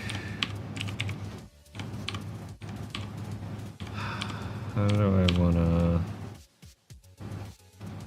I don't have to overthink this because it's not that much motion, but thank you, Jim. I'm actually very happy with how this is turning out.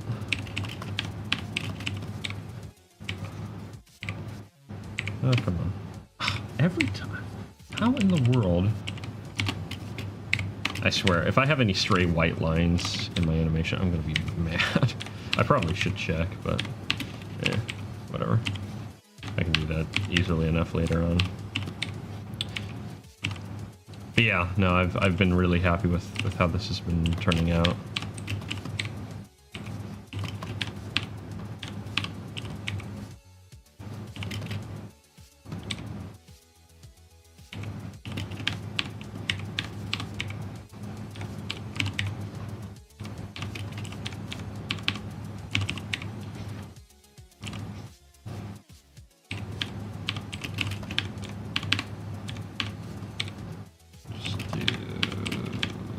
That.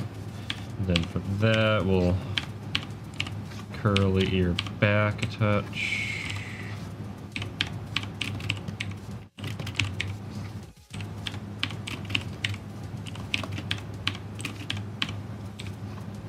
You know, it's fun. I'm not sure how much control he has over his ears.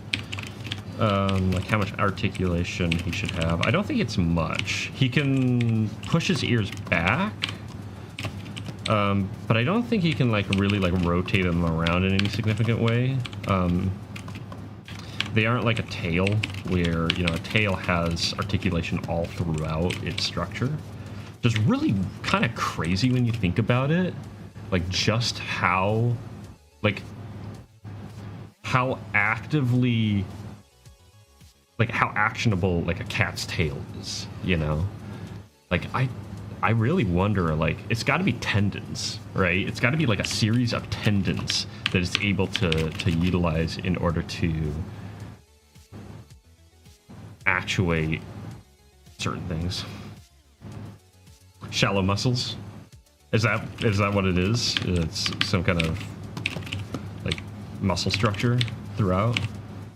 I've never really looked into it. It's always kind of been on the back of my mind. It's like, how does that work, you know? Because our hands, right? Our hands are really complex in terms of their structure, with like the bone structure. But the actuation of the fingers themselves is relatively easy. The thumb is a little bit crazy. The thumb has like kind of some crazy muscle stuff going on. But the fingers are mostly just tendons that are actually activated. I'm showing it like I'm on camera. I've got to fix my camera at some point. But anyway, but the muscles for the hand are actually all the way back in the arm, a lot of them. So yeah, man, it's just kind of crazy. Fish and crocs are crazy too. Yeah, I mean crocodiles are just like crocodiles. Like if you were to describe a crocodile without like being too specific about it, it's like I'm pretty sure people would think you're describing an alien, like some alien monster, you know? It's like, oh yeah, they have like 1 billion sensors in their skin, you know? They can just like feel the vibration as they're young.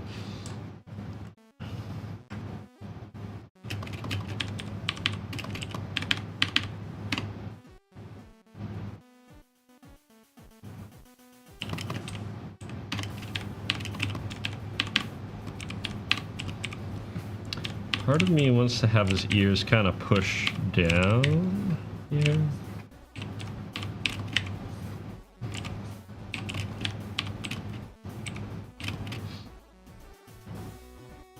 Oh, you're fine. It is. I don't run it at like ultra low latency. I think it's on like low latency. I can check that real quick, I think. 1 second. Let me see here.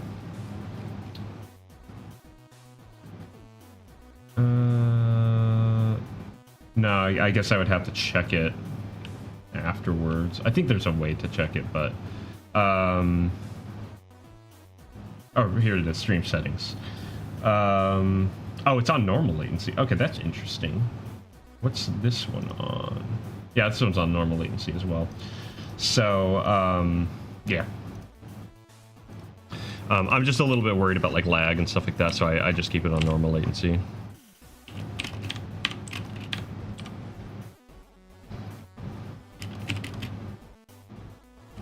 Gotta get that quality, yeah. Yeah, I do the best I can to stream at a decent enough bit rate. It seems like it's been a lot more stable as of late, which is nice, because oh my word, for like a few months it was dropping frames like crazy, and it was driving me nuts because I knew that it was like causing the stream to lag, and it was just like unwatchable for people, and there was like nothing I could do. It was just driving me crazy. Good to have you still here. Don't always love a lurker.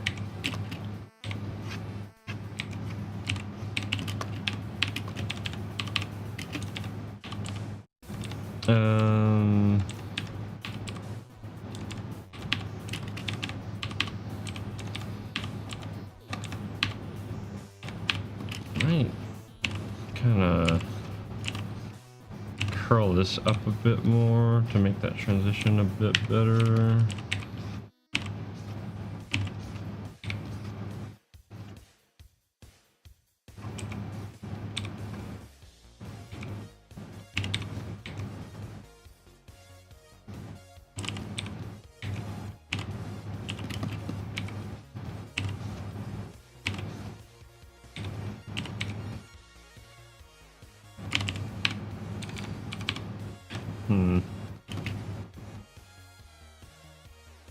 You do want to ask questions, but you don't know it. That's all right.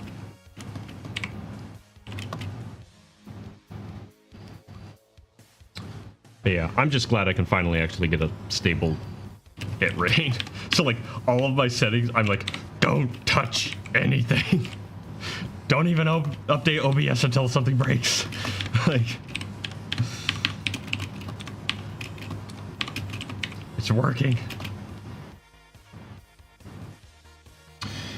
What is a character of mine that's hard to draw over and over again? That's a good question. I mean, I will say, just, you know, off the bat, Wicker is kind of tricky. He's not hard per se. Well, Wicker's kind of hard because he's awkward. And he's intentionally designed that way, right? He's all these different pieces, right? And so getting his proportions right to give him the feel of the character and sort of the charm that I wanted to get across was really tricky to get. But he's not super tricky to draw. In my comic that I've been working on, The Blind King, which you can read down in the description below, or where it is, ever it is for phone, I'm not sure. Honestly, like, the main character is actually kind of a tricky character to draw. She's a little bit difficult. Getting her right was a bit of a challenge for a long time. She's easier now, I would say, than she was in the past, but for a while she was tricky to draw.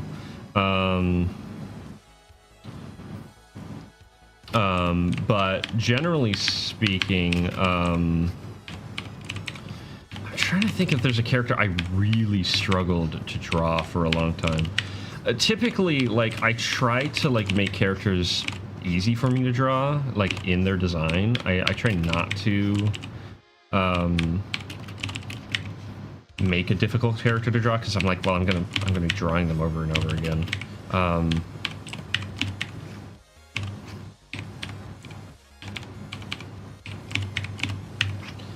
So it's, I'm trying to think. Surprisingly, the Fisher, there's a character in the 3rd chapter of The Blind King who's like this golem guy. I guess I can bring him up real quick, 1 second, so that you have a visual idea.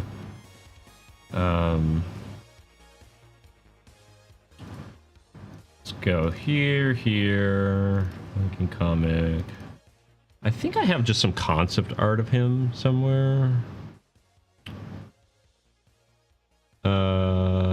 Maybe not. Oh wait, that's the cover. No, we don't need that. Not gonna work. Maybe this page. No, that's a really rough page right there. That doesn't show him. That doesn't really show him either. Shoot. This is a good example. This is the color, the flats. It's kind of low res, but you'll get an idea of the character. So he's the Fisher, and he's pretty easy to draw, actually. A big part of it is his poncho covers a lot of him, so I'm able to get away with a lot. The mask isn't hard, but even his face, if I can find his face, you can kind of see it here. This is not the best example of him, but he has kind of this, it's a really low res as well. He has this interesting shape to his face, but it's kind of fun to draw him, actually. I'm just gonna, one second. Lined desert, what is this? Oh, that's right. That's, this was concept art for her outfit. I ended up going with the third design. I also did some concept designs for her mask, her hair. I had to figure out her hair because she cut it in this chapter. What else do I got? And I didn't do a lot of concept art of the Fisher, but I did do some concept art of these guys. These guys are a bit tricky. They're not as tricky as you would expect, though. This guy was a bit of a challenge because these ended up being leaves. This weird cloak thing he has on the side ended up being leaves. But generally speaking, they're actually not as hard to draw as you might expect. I was kind of surprised as well. The big thing is that it's just cloth, so it's a lot of like these more simple shapes and stuff like that that hide a lot of the anatomy and whatnot. The hardest part is actually figuring out like how the cloth like falls, right? Because it's kind of obscured a lot, so I had to think of like how this structurally actually works. And I kind of broke some of my own rules in the comic, but it's not a huge deal. Screw it. I do know where some concept art of the Fisher is. Where is... this is some like old concept art too. Yeah, here he is. So this was like some really early designs of him. I do kind of like the more like gritty, like torn up poncho. I meant for his poncho to be a little bit more torn up, but ended up forgetting.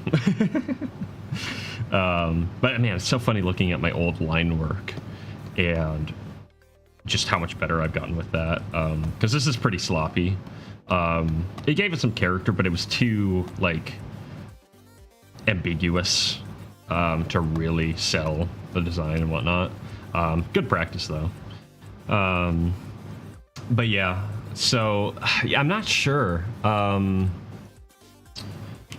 trying to think of all the characters I like, because I have more project ideas and everything like that.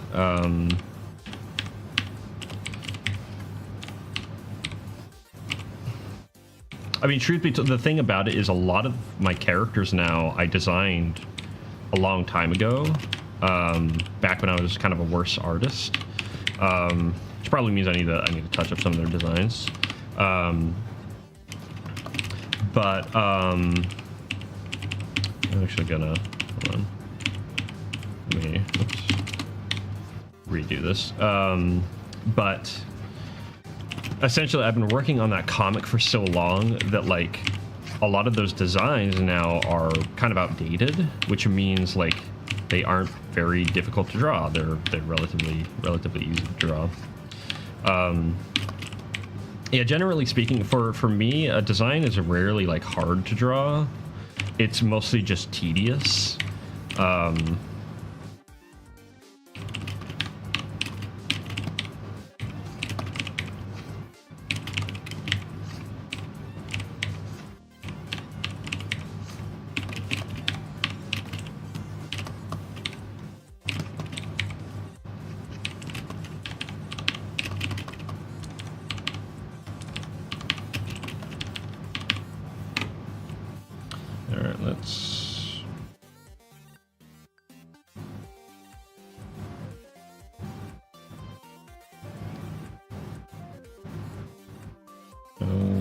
2, 1,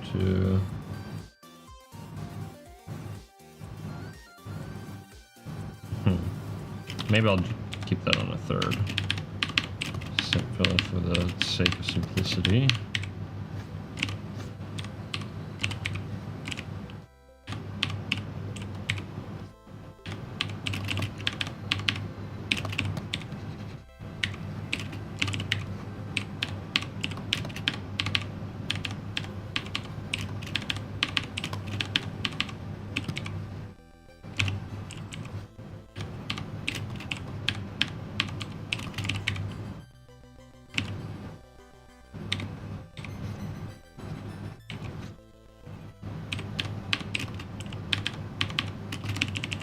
Hold on. That ain't right.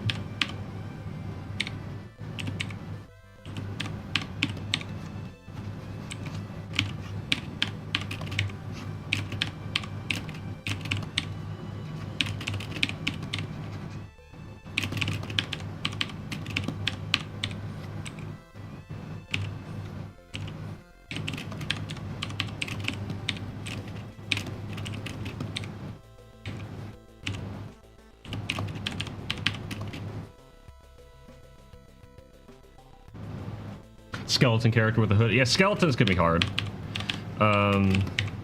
Yeah, that makes sense. That's fair. That can be tricky. Because there's a lot of, like, kind of parallax that happens with skeletons, right? The ribs and all that kind of stuff, the internal bones all have a depth to them, right? That you don't generally have to deal with on a traditional character, right? Of, you know, flesh and blood character. You know, because mostly you're dealing with outward curves, not inward curves with a normal character. I'm trying to think, like, trying to think if I have any, like, robot character. Oh, okay. This is slight spoilers for the next chapter of The Blind King, but there's going to be a character that's really going to be tough to draw. I have a design in mind for him, and that is going to be challenging. And all I'll say is he's kind of like a robot, kind of. I struggle with, like, really rigid structure characters. I have a very, like, organic way of drawing. And so I struggle with characters that are very, like, solid, like, straight lines, you know, rigid design, that kind of thing. I think most people do. I think generally speaking, organic things are easier to draw because there is kind of this, like, secret, what is it? Obscurity through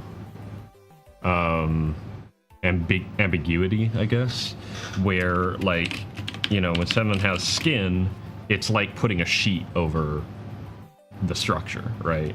So you can kind of get away with things. Although it's good to understand bones and the skeletal structure and whatnot. Regardless.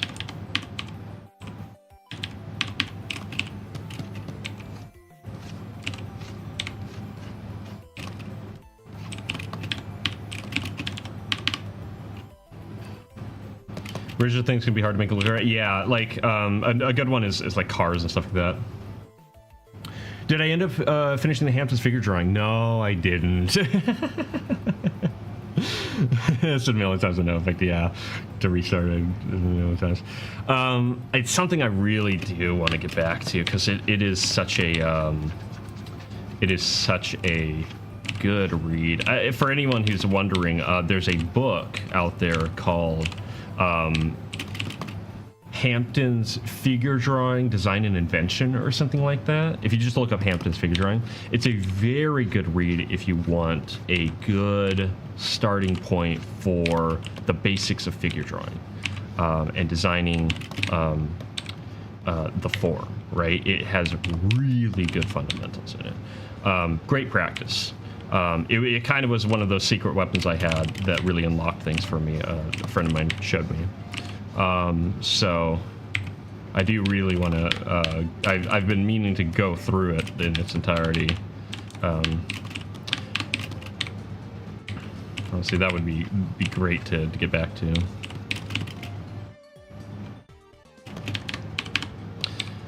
But yeah, now I do want to practice more like rigid body structures and stuff like the cars and whatnot, because you know I like me some cars.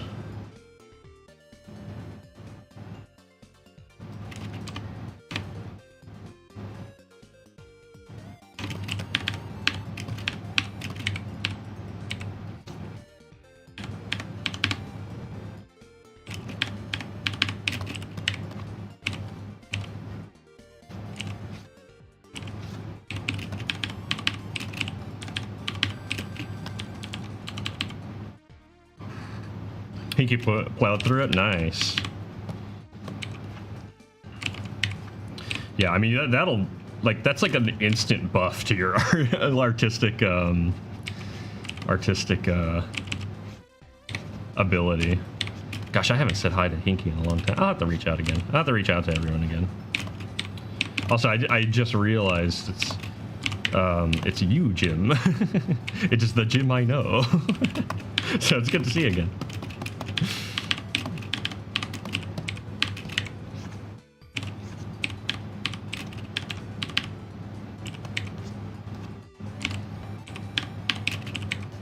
Been a little while.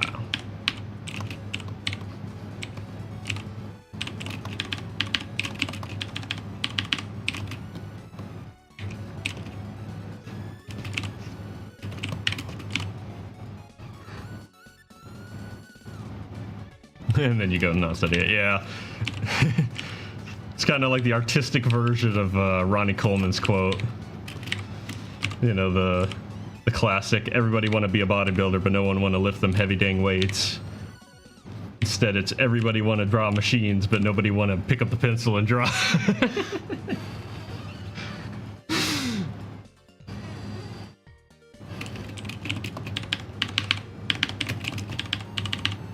Then you need to go full Ronnie Coleman and say, it ain't nothing but a peanut. You draw it and say, it ain't nothing but a peanut. That actually, I mean, that is kind of a big thing about it. It is like, just in general, like not like making what you're trying to do into some big like thing, right? Like this, like, oh my gosh, it's so hard, it's so impossible to do animation, or it's so impossible to do this. It's like, if you're going with that mentality, like, of course it's gonna be hard, right? Because you're telling yourself it's hard, right? And then any little thing that you come up against, any obstacle you come up against, is gonna be like, oh, it's over. Yeah, always happy to have people pop by, new and old alike.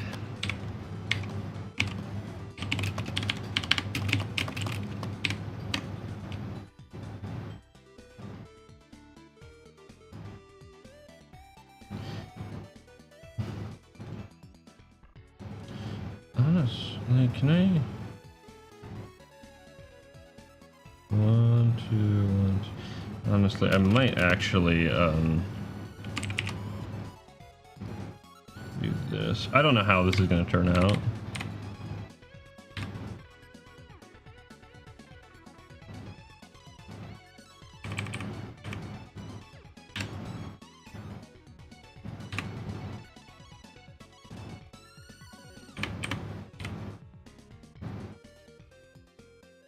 Oh, this is going to be right stuff. And then right here, we do a new frame. That's a really weird technique that I'm doing. Yeah, no, for sure. Like, having a good mentality going into things. Like, the thing about it that I always try to kind of keep in mind is, like, at the end of the day, I'm just doing a job, right? I'm just doing a job. I'm going and I'm doing a job, right? You know, that's all it is.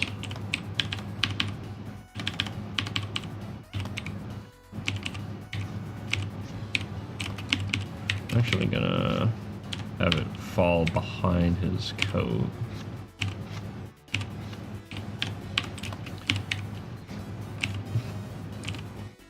Doesn't mean it's not gonna be challenging, but it just means it's just a job. You're just going in, you're just doing your job. And you get better at it every day. You can do a lot of things if you have that mentality, man. Because then it's just routine, right? Just wake up, it's like, oh, I got a job to do.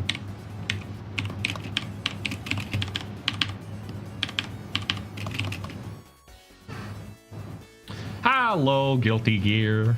Good to see you.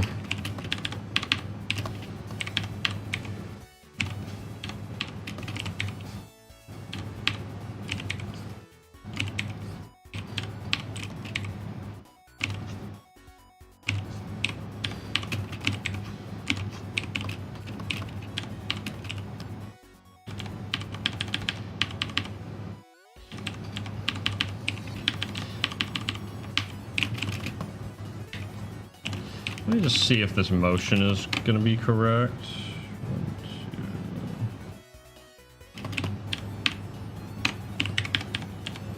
2. Because it is kind of like rolling down, which is a little awkward.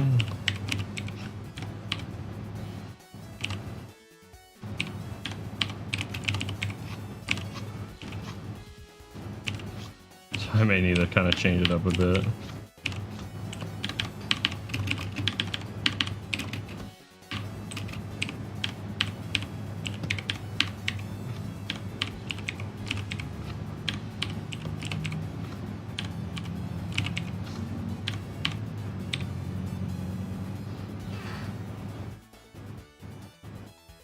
Can't see too well. We're watching from. It's from the desktop side. So if you go into the channel, so I have a phone side and a desktop side. Right. If it's the vertical one, that's the phone side. If it's regular, just full screen, that's the desktop side. If you go into the channel, you should be able to see it better. If you go into my channel, there should be like a live stream that's up.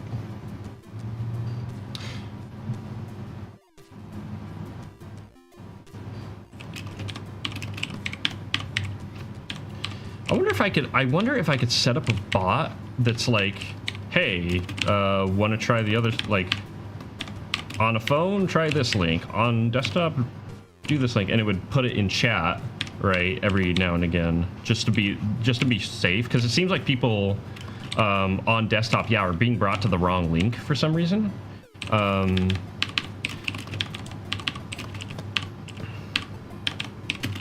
So, yeah. So maybe I should set up a bot that does that. I would have to change out the link every time though. That's the only annoying thing, you know. Okay, let's see how this looks. I don't know. I kind of like how slow it is.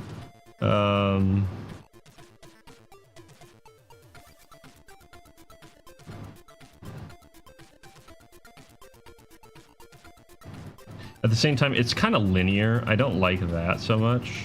So, like, what I might do is actually, like,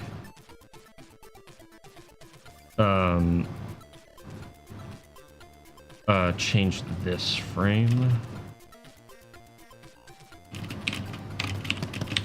And just have him, like, really shoot his ears down. That way it looks a little bit more... and really, like, kind of stretch them.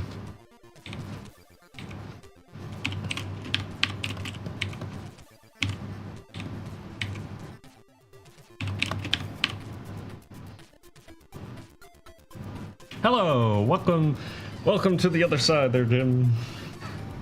But yeah, no, I have it set up that way so that like it can come up in like shorts and stuff like that, so people can come across the stream and whatnot. But generally speaking, the main stream is the desktop side.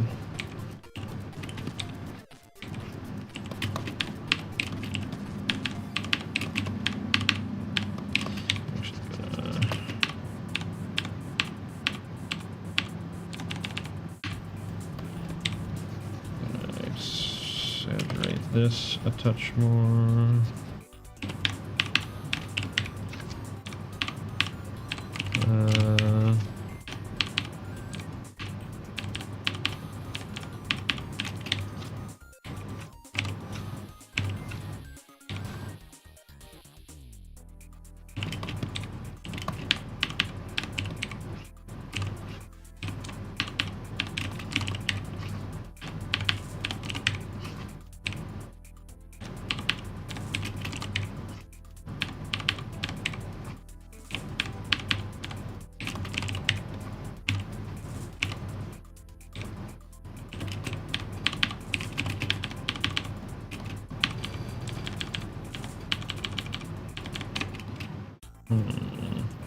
Let's see that. There is a weird kind of hitch.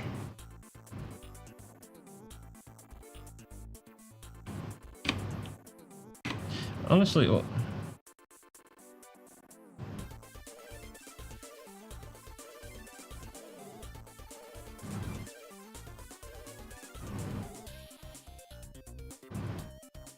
almost.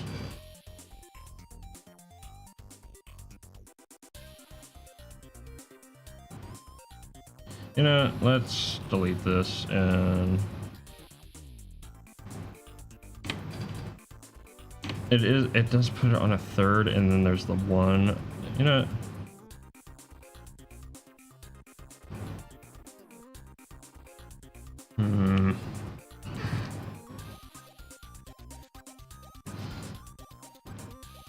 Squash and stretch is fun. Squash and stretch is super fun. It's really fun to play with, especially for smears and such. It's not my favorite though. My favorite is anticipation. I love anticipation. It is so much fun to push. It really makes things come alive. I'm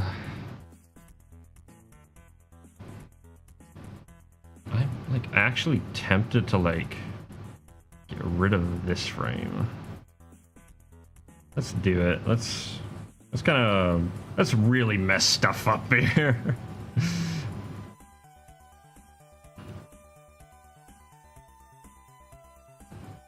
I like that better. I was over animating. That's way better. Sometimes less is more. Remember that.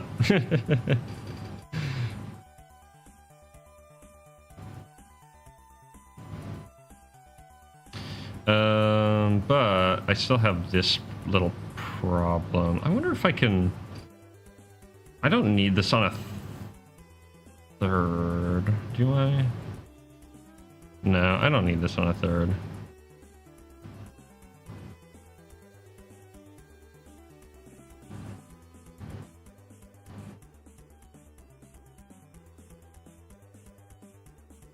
Although his hair is going to be off now. I don't know why I did this. It's actually really annoying. Oh, I know why. Because I had him bounce back, but then this frame, like, isn't the same. So, honestly, you know...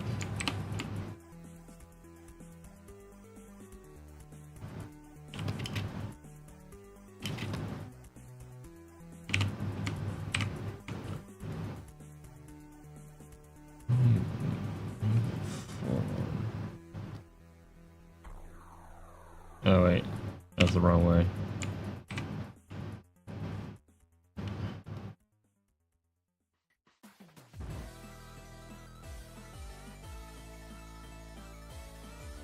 Yeah, maybe I'll just keep it, but...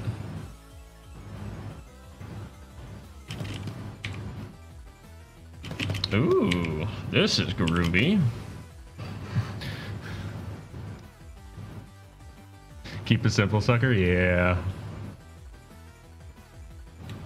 Petriform, Spin Out Sunray is the song. I am writing this one down. I think I've heard Petriform before. Do I have them written down? Not at a first glance. Oh wait, no, I literally have them at the very top. They were the first one I wrote down. Okay, that makes sense. Oops, my caps lock is on. Spin Out Sunray.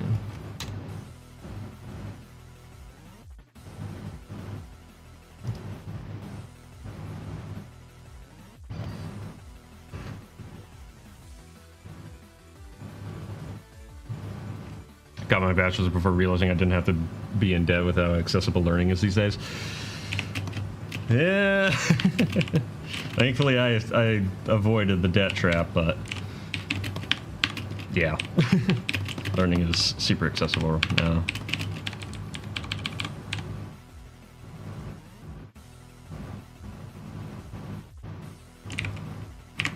Let me try this.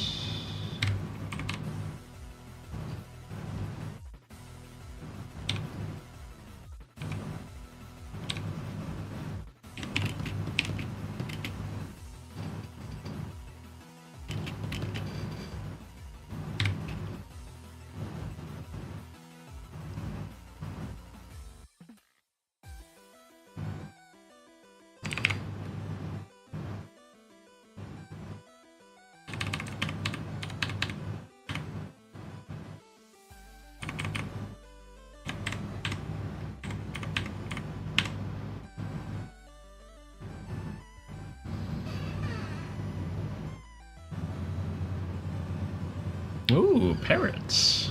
Go for it.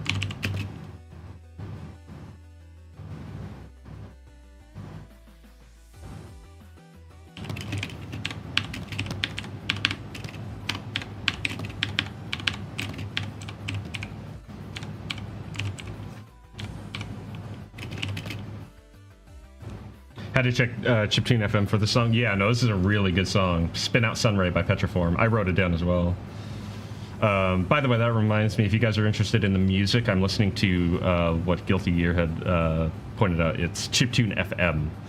I used to listen to Krelez, but unfortunately his stream went down, so I switched over to this one, and it's good stuff. So if you want some good chiptune action, go check out Chiptune FM. I find chiptune really good for animating. I don't know why necessarily. It's just good energy and simple enough that I don't like have to really pay attention to it, but it's still really like engaging for me.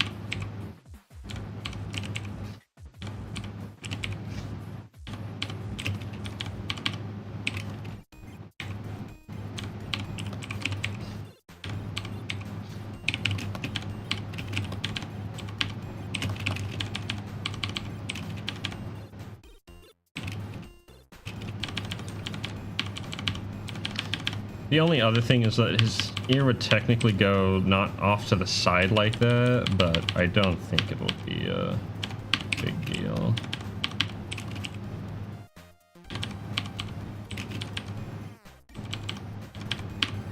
It would actually go behind along with this ear.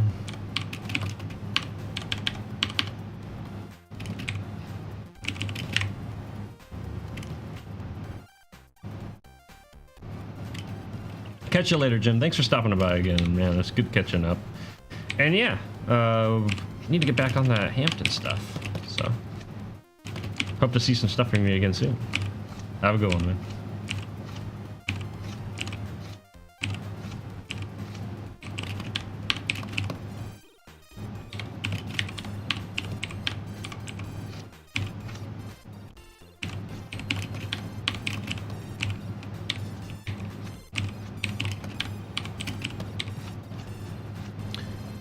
Oh my gosh, it is so warm in this room.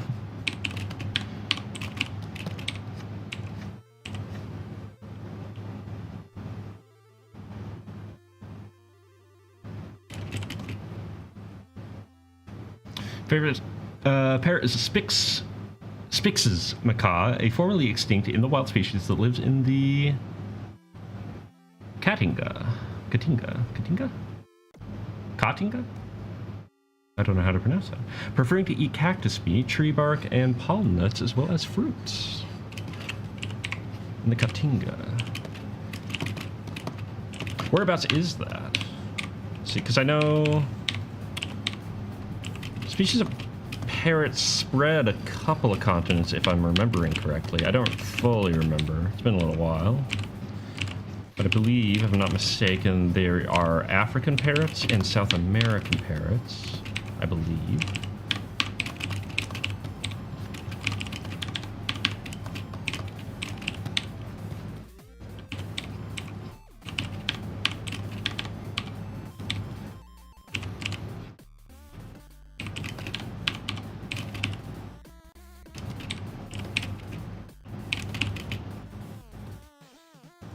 Oh, sorry, they're the main character in that movie, essentially.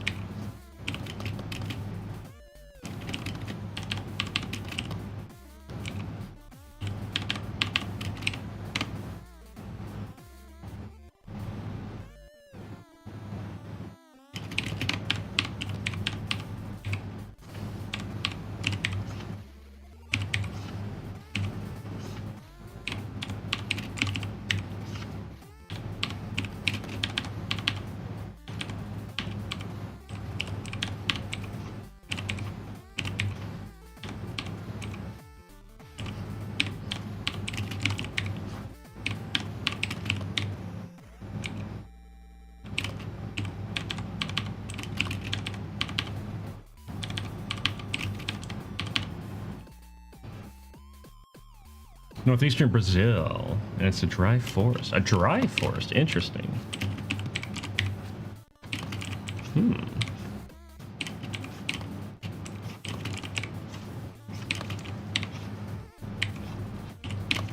That's very cool.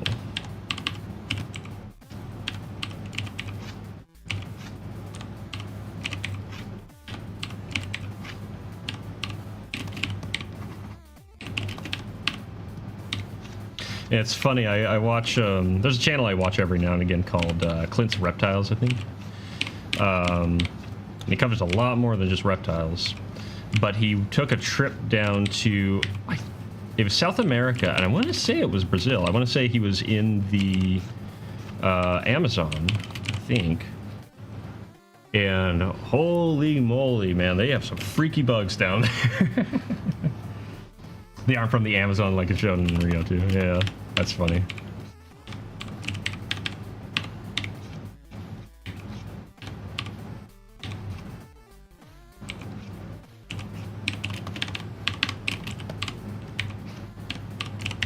Well, I think unfortunately the thing about it is, you know, it's like when people hear Brazil, it's like, oh, the Amazon.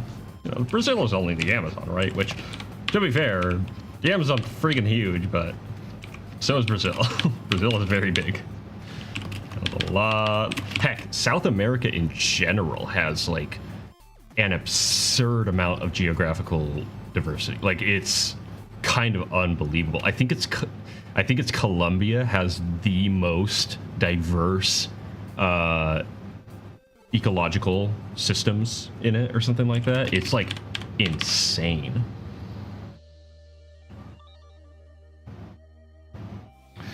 And I don't want to go due to fear of bugs. Yeah, that's fair.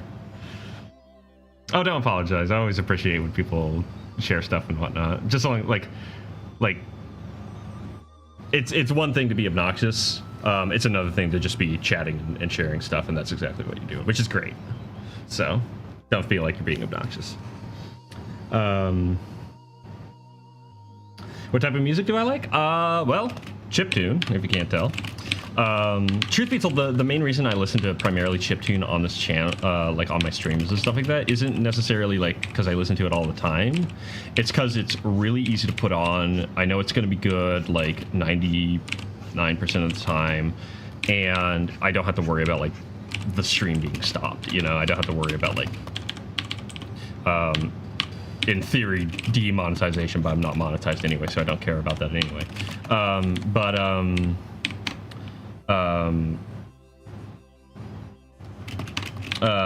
Other than that, though, I listen to a lot of like prog rock, like classic prog rock from 70s and 80s and whatnot. I appreciate myself some good like doom metal, not Argent metal, not like Doom 2016 metal, like doomer metal. Kind of goes side and side of like psychedelic stuff. Let's see what else.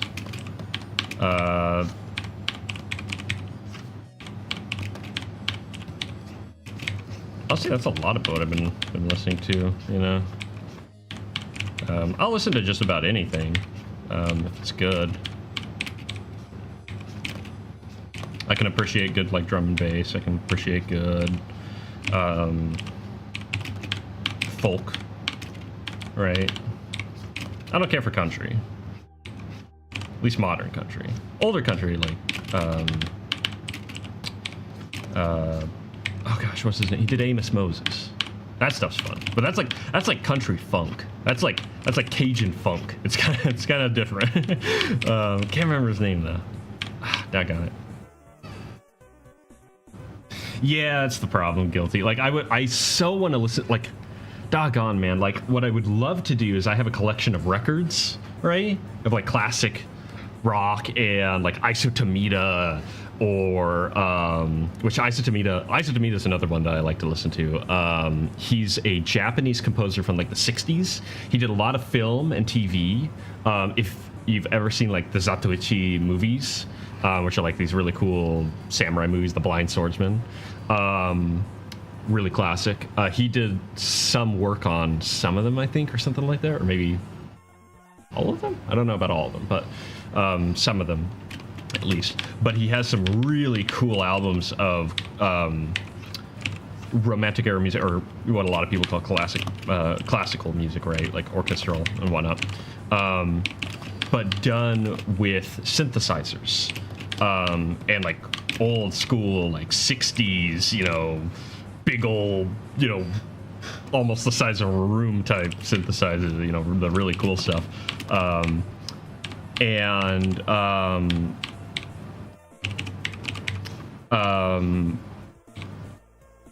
I have some of that stuff on record, right?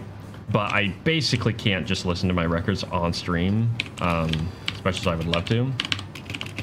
I have done it in the past, but it always causes problems. Like, it wasn't such a big deal on Twitch, because Twitch doesn't, like, stop the stream, but, like, YouTube 100% does at times. Especially if it's, like a Warner record, that's gonna get you snapped, like, immediately. You've heard of Zatoichi, but you don't watch a ton of movies. I highly recommend the Zatoichi series if you're looking for a good, like, samurai series, like good samurai movies. They're great. Oh, you gotta get going? All right, catch you later there, Jordan. But yeah, no, it would be super fun to be able to, like, have the record player going and throw some stuff on, but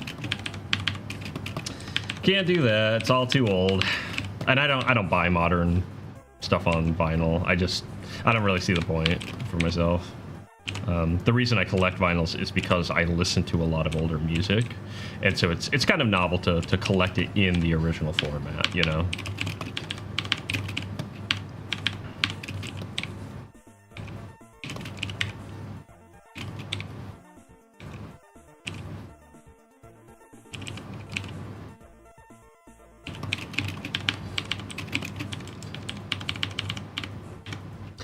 Time is it? 6:44. Okay, we've been going for about 3 hours. Let me grab some water real quick. All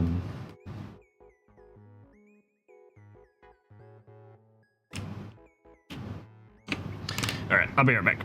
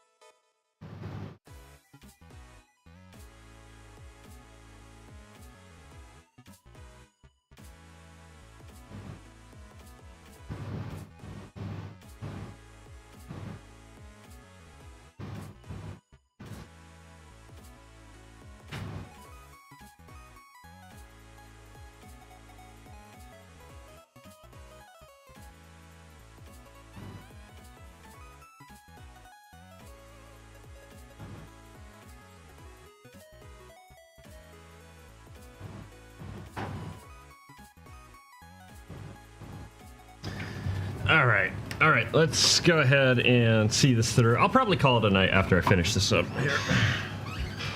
But the ears are almost done. And they add just a lot of life. I really like how they came out.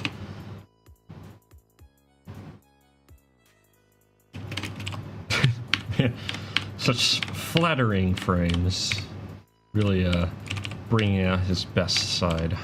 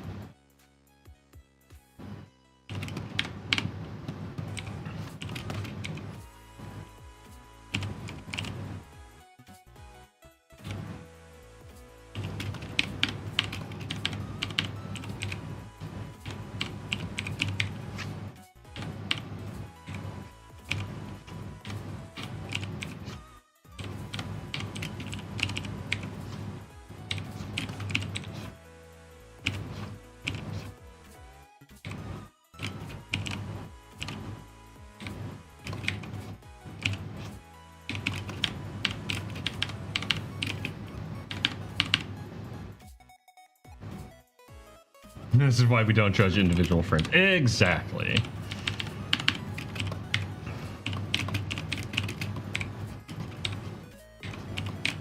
That's, you know, it's kind of funny. Like when I see people doing that, the only thing I think is like, it's like someone looking at an impressionist painting and like looking at it like super zoomed in, like at the like finest, like tiniest little speck of paint and being like, oh my gosh, I see a paintbrush stroke.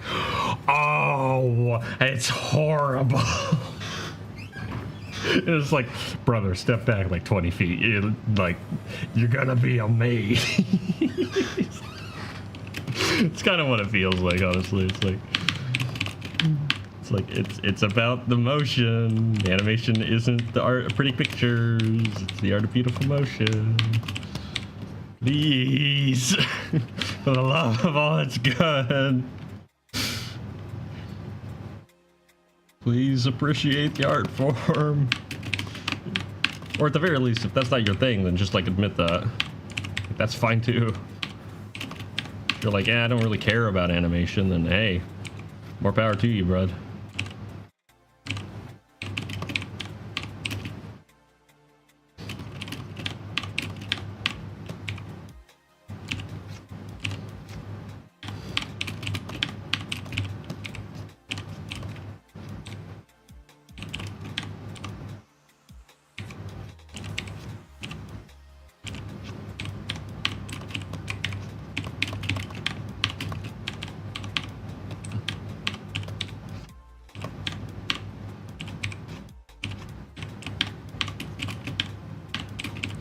I need to...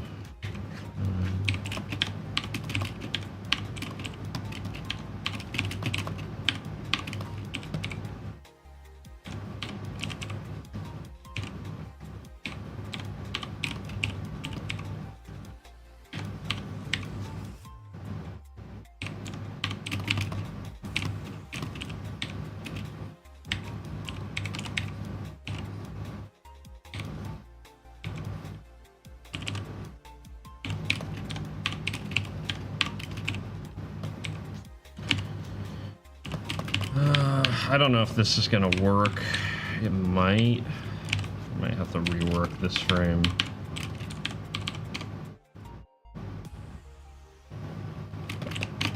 I might actually have him like whip his ears back. Like really like stretch him.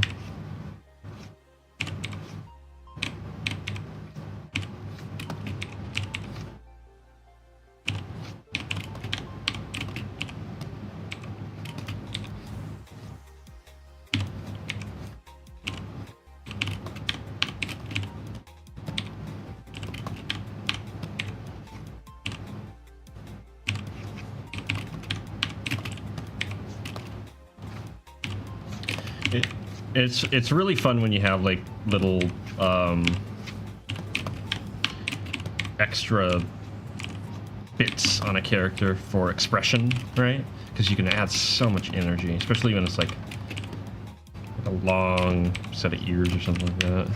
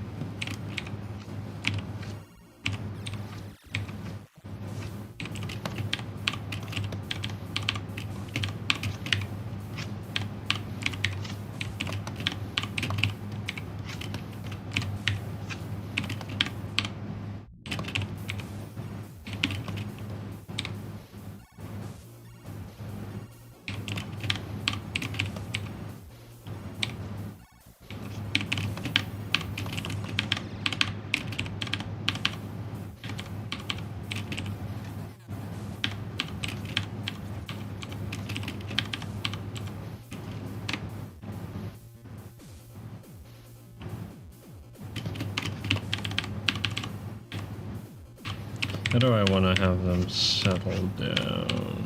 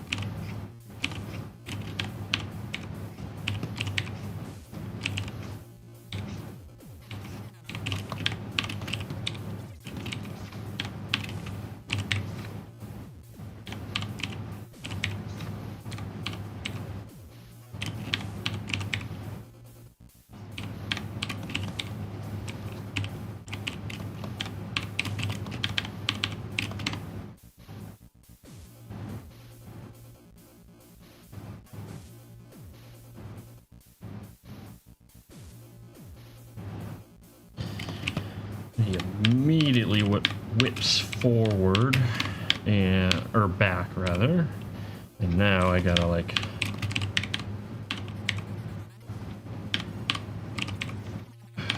think about what that does with the ears.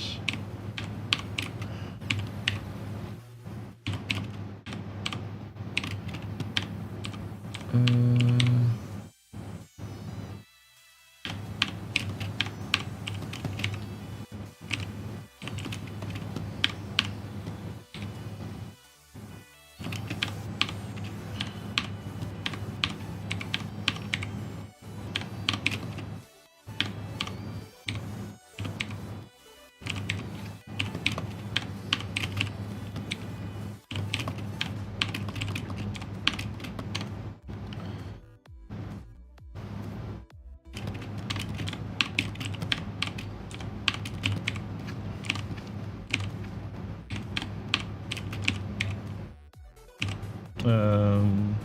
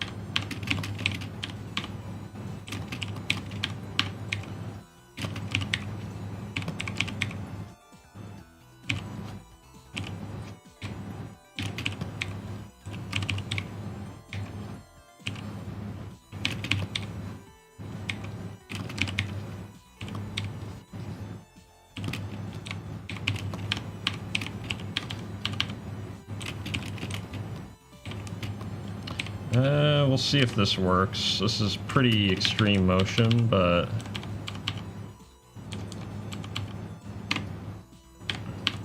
part of me wants to have it up higher. Actually, hold on. Let me test this ear out a bit. That one should work, but let me do this one a little bit different. A little bit higher up.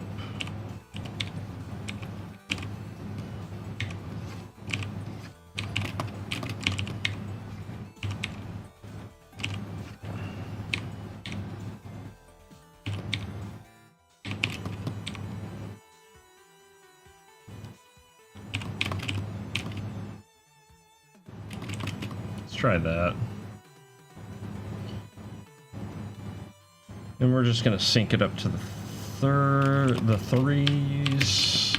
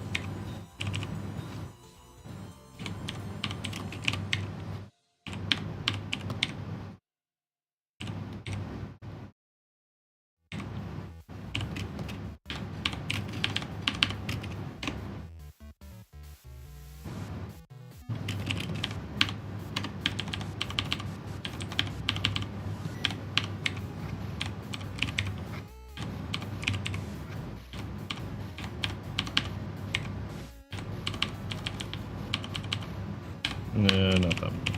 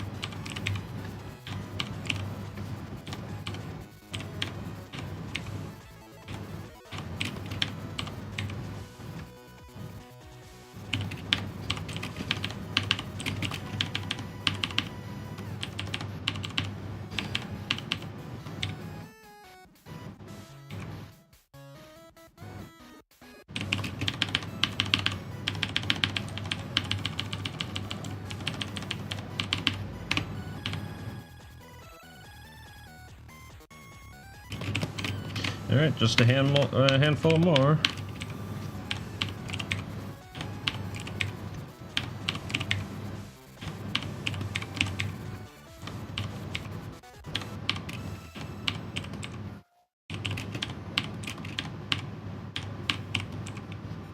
Ooh, Snail's House.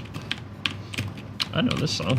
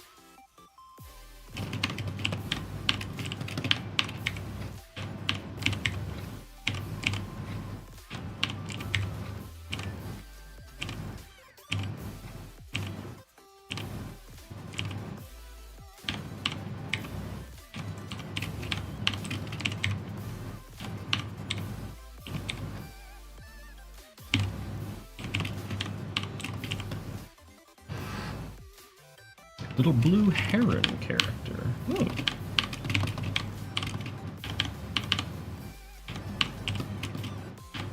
So I take it you do mostly animal. You draw a lot of animals then?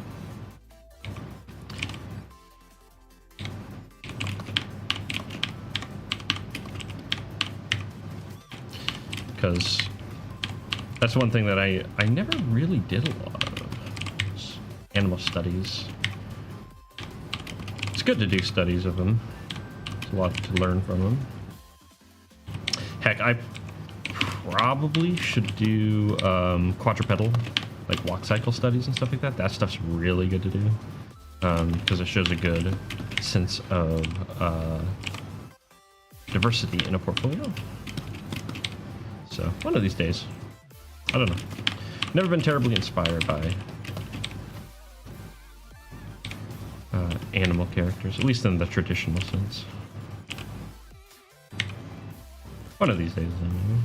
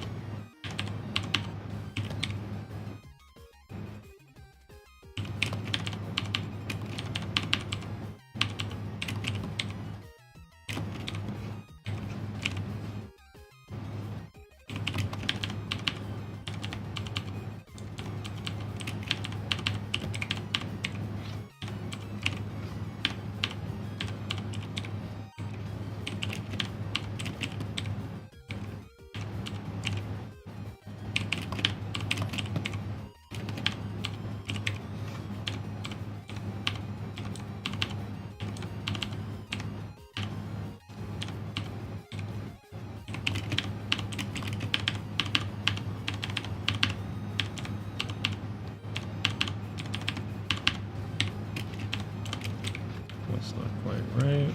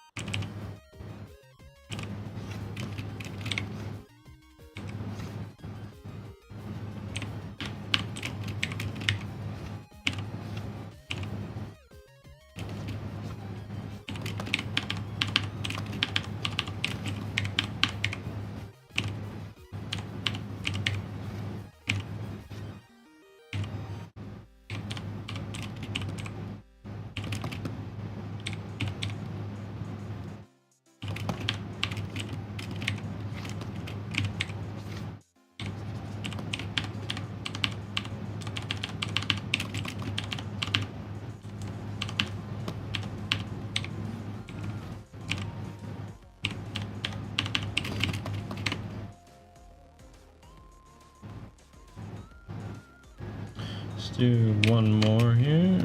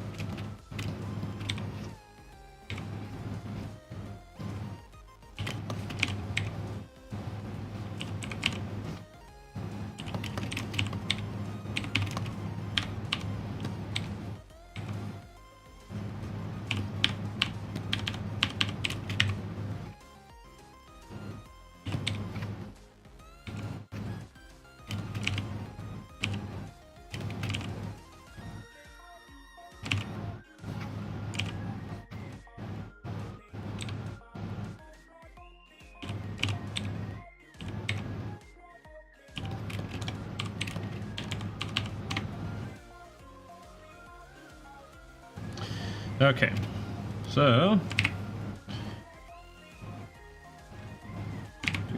oops, the heck?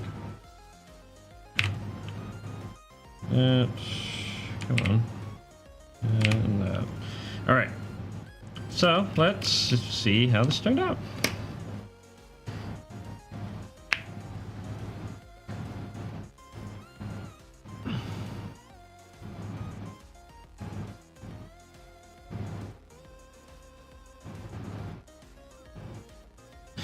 I think it turned out pretty good.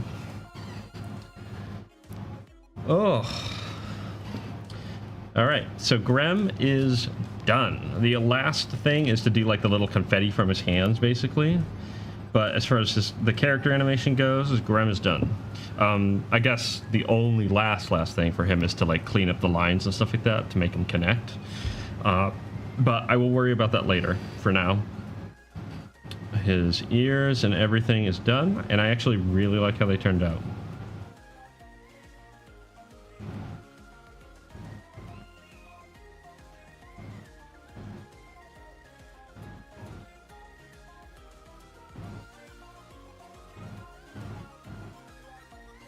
Yeah, adds a lot of character, so pretty happy. We're getting there. The last big thing to do is Wicker falling over, and it won't be as long as all that because it's just going to be him like flailing his arms back and landing, and then kind of like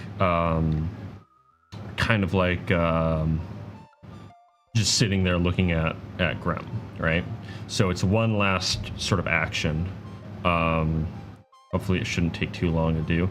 And then the last thing is going to be the confetti effect from Grem when he grabs all the little packing peanuts and throws them up into the air. And when they pop out as he pops out of the box. So yeah, he grabs a handful of packing peanuts and just tosses them up into the air. So I'll have to animate that. And then And then that'll be it for the animation. Then it'll just be coloring and post-processing and all that kind of stuff. But considering I've gone for about 3.5 hours, I'm going to call it there. I'm pretty happy about that. I'll be back on Thursday. I'm going to stream on Thursday. And then, yeah. The next thing I'm going to stream is probably going to be Wicker. I'm gonna try to not finish up Wicker, but I'm probably gonna do the rough animation of Wicker, and then we'll finish him up. We'll do the confetti, and then it'll be post-processing. I don't know if I'll stream the post-processing stuff. I might move on to doing other things, or I'm not sure yet. But I don't know. Maybe I'll work on the comic after that. I'm really happy with it. I'm glad that people are enjoying it. They're getting to see the process, which is really cool. So yeah, this has been super fun to stream. So I'm really happy that you guys have been stopping by. With that being said, I hope to see you next time, which will be actually around this time, funny enough, on Thursday, about 7 o'clock PST. I'll be streaming on Thursday. So hope to see you there. Have yourself a good night, everyone. Catch y'all later. Keep drawing. Keep doing what you love. And remember, don't overthink it. Just do it. Do the best you can. And get better as you go. That's okay. Goodbye. Have a good one.